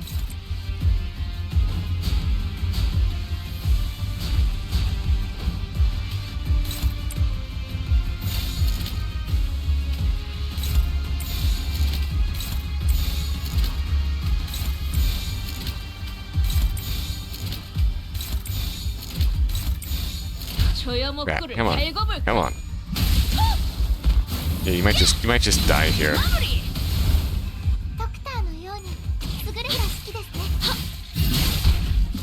Oh, you lived. Nope, you died. Mission accomplished. Next time. We will actively try. Next time. 오늘 부끄럽지 않았습니다. 의를 바로 세우는 데 일조하였으니 내일은 더 떳떳이 살아갈 수 있겠군요. Okay, it's a fairly normal one here.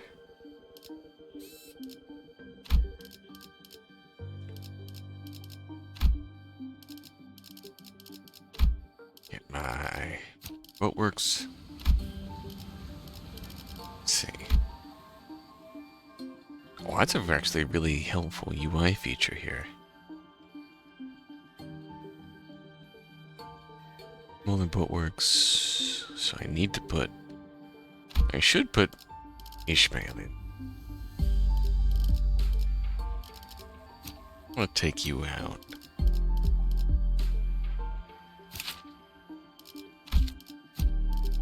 Could put Aisha in. Could also put Iron in. 부선장이 필요한가? 지위를 받는 건 오랜만이네요. 다들 연장 챙기죠. 의로움을 세우기 위해 Pirate. 부선장이 필요한가?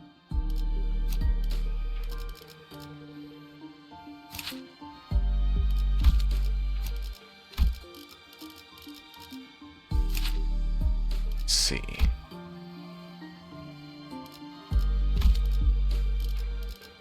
의르로군. 명을 받든 죽음께서 모이를 뿌리셨으니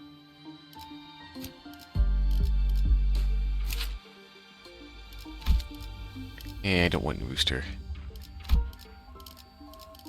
흑수 오필두. 전가요? 전가요? 자, 의뢰로군. 명을 받듭니다. 흑수 시- 죽음께서 이번 의뢰는 몇 발이나 만국된 직선을 직선으로 질주하겠소. Alright, let's go. More story? Straight into a fight. Straight into a fight. 뛰어난 병사라도 적재적소에 쓰지 않으면 무위무능한 법. 우선 전황부터 살피지. 전국 정도는 읽었다.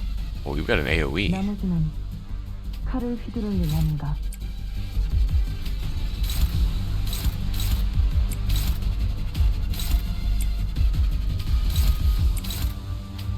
We'll pop off on you.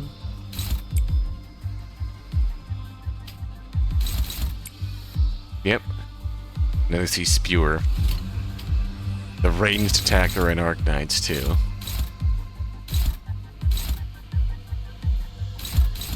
Unauthorized thing.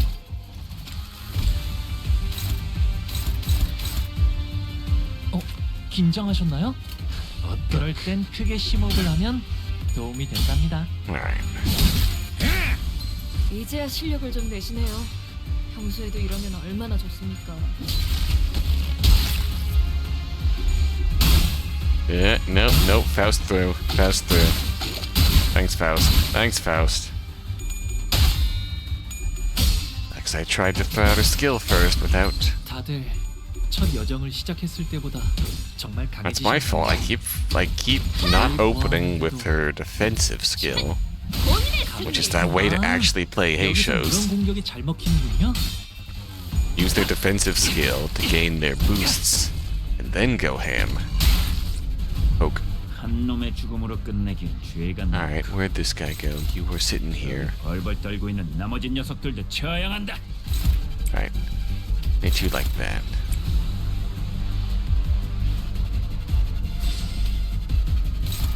Now you can power counter him.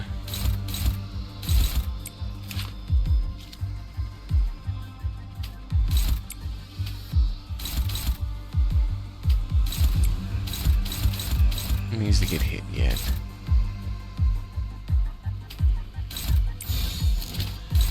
And double up on you. 바람구멍을 냈지.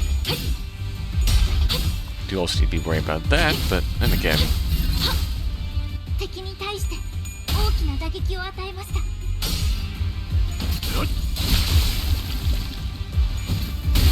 본인의 승리. 그래, 딱 반쯤 죽여보자. 13점 Good hit. 이항에 맞추려면 그게 제격이지. good, good, good. 무지하니까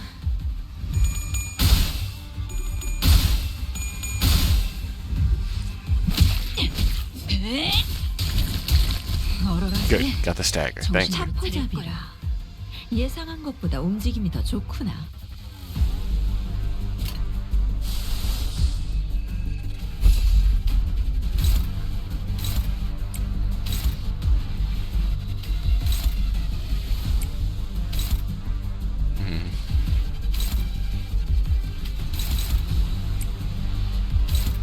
I guess that does affect the... Alright, I'm not going to do that quite yet.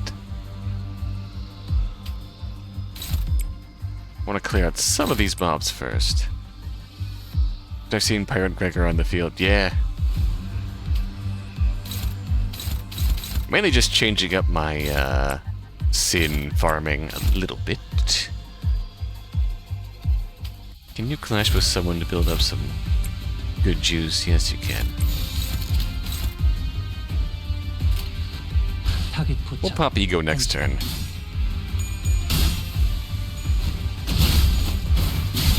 이제 깨치지. Or we hopefully get a more favorable targeting.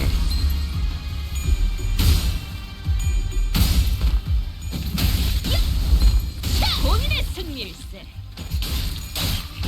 Poke, 파쇄 완료. poke, poke. 여기에 Alright. 가면 또 한참을 떠. Embassy Brand is coming. 바리에게 해줄 이야기가 또 늘었군요. Alright. You're still up front. I don't like that. Can beat you in the clash.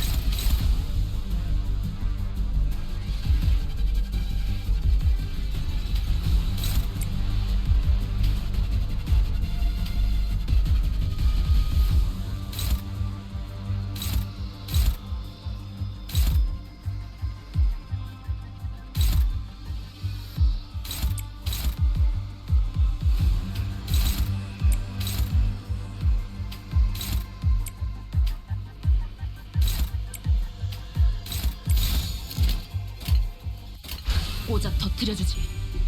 Ah, okay, thank you. Thank you. I know I'm wasting this skill on you. We will kill in 2 coins. 괜찮은 공격이네요. 앞으로도 그렇게만 해주세요.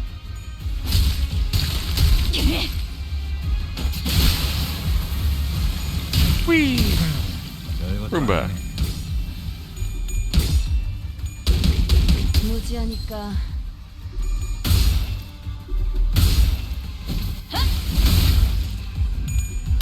Alright, here we to remain oneself. Ling time. Tails. 흐릿한 등화 곱게 접은 종이에 번졌으니 식구의 하늘 용이 되어 빈 벼로에 남았구나.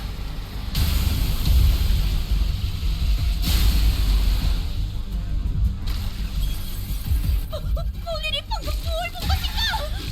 엄청나게 Aggroed. 囚人の皆さんの状態を確認する必要がありそうです。管理人。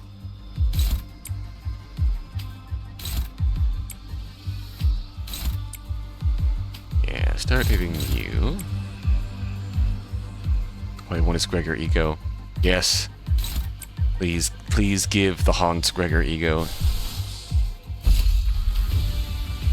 Please give us Minar. Please give us Minar, our burnt out businessman big brother horse. I love 모든 결과들은 하우스트가 I love the neural family in Arknights.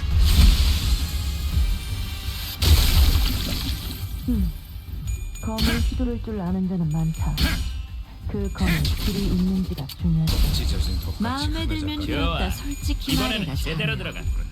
보기 드문 용장에 칭찬을 쓸 이유가 뭐 있는지. 삶에 마침표를 Ow.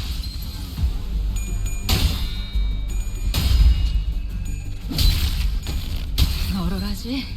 정신 못 차릴 거야. Alright, kill him yourself. Yep. Salute. Yeah, that was bound to happen. He was close to stagger anyways. 여관에 가면 또 Oh fuck, we spawned another one. 바리에게 해줄 이야기가 또 늘었군요. That's not ideal.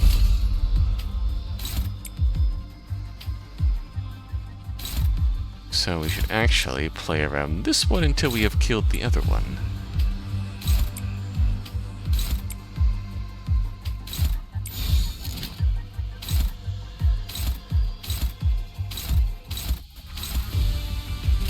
바람구멍을 내주지.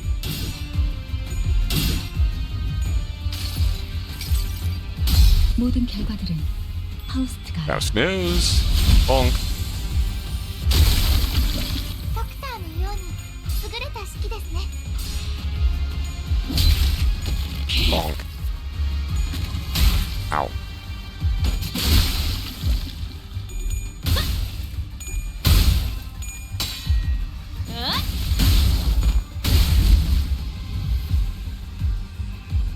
여관에 가면 또 한참을 떠드시겠네. Oh good, we staggered you.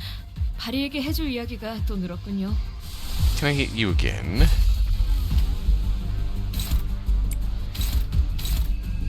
It's not ideal since it seems to target the first 3. If I hit you like that...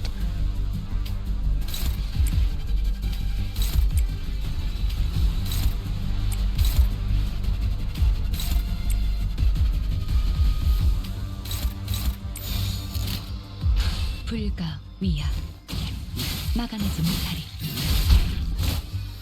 can kill 2 of you.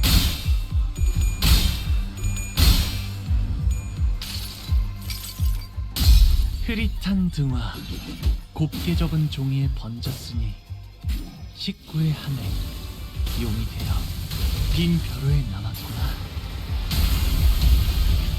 Ooh, that's a heck of a hit. Ooh, that's a heck of a hit. Good shit. I think we just outright killed that. Ow. Ow. You're just weak to slash, I think.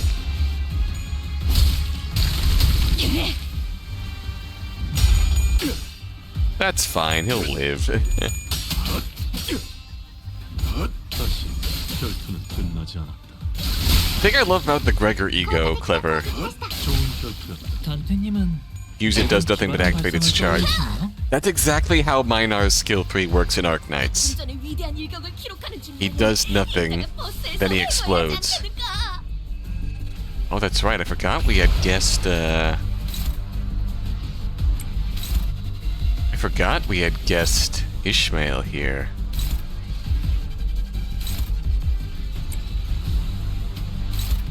Yep. That's exactly how Minar the unit works. In Arknights. He just he sits there and does nothing. Oh, that's right, we are at, Go ahead, Faust, whack the Roomba. We got 2 of you.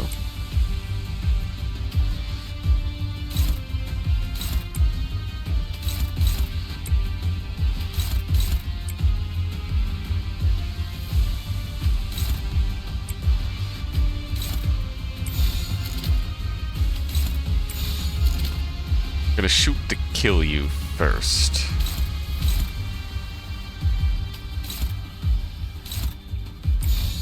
Ishmael's currently slow enough to...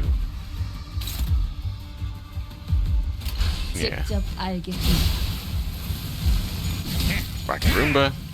Aha!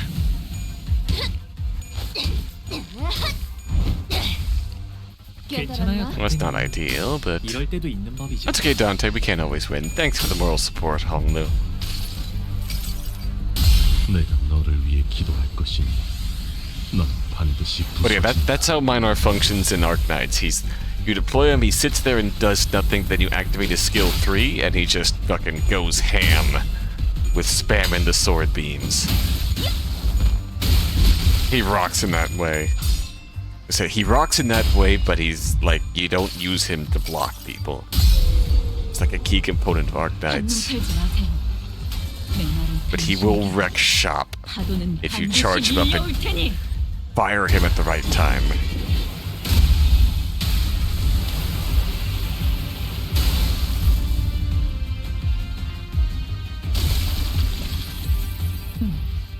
이해하군.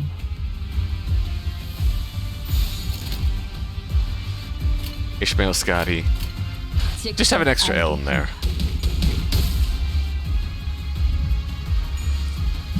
Calcit. Cal apostrophe TSIT.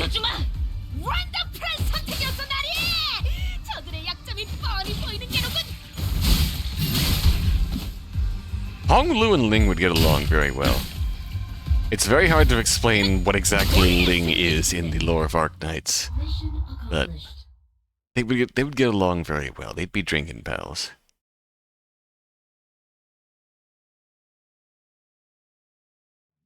의랩이랑 보호수당에서 사용한 탄환값을 빼면 아, 오늘은 제사비로 손해를 메울 필요가 없네요. It'd be the most dry relationship in the great attraction, yeah.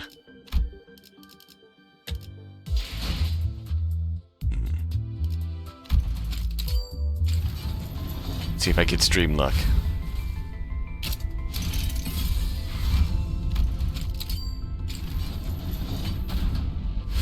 Stream luck.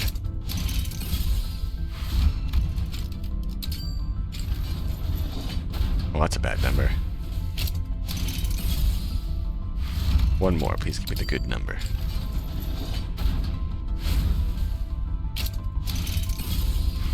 One more, let's go gambling.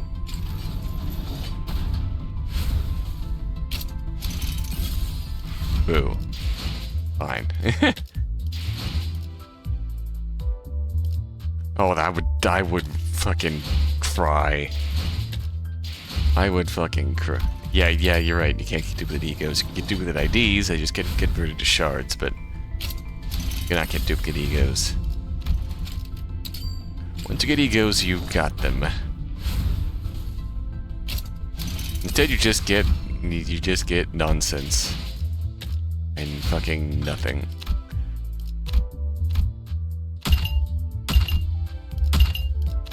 All right. Yeah, we've gone on 3 hours so far, so looks like I'm almost there to getting Ishmael Scotty. So I need to get that first, and then we can just grind for the rest of it. Next note is fun. Yeah, I can see the boss fight, and I know what fight is coming. Just because he's also a really fun character in the Arknights lore, the Lost Knight. Riding on his big Leviathan steed, also called Rocinante. Ironically enough. So yeah, I think we're gonna call it a night here. We'll try and finish up tomorrow, but we'll raid out for now. And hey, I did not get any pulls, but hey, you never know. Who's on that we can raid? Who's on that we can raid? Any thoughts? Night-to-night combat, yeah, that's gonna be fun. It's gonna be fun. I could gush more about the Knight and the integrated strategies mode of Arknights, especially the one centered on the seaborn, where one of the paths. Integrated strategies modes of Arknights are actually really freaking fun, because they're like mirror dungeons.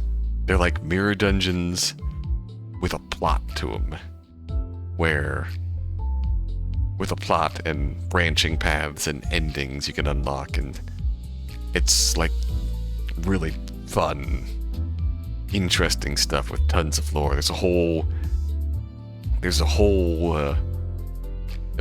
the third integrated strategies mode that's centered on Iberia and the Seaborn. And one of the final bosses of that mode is the Knight, the Lost Knight. The gimmick with him is that to unlock his path, you find an event where you recruit him to your side, and he kind of is an ally of yours till you get to the final floor. Then, once you get to the final floor, he breaks away and becomes the final boss. And he's a real pain in the butt.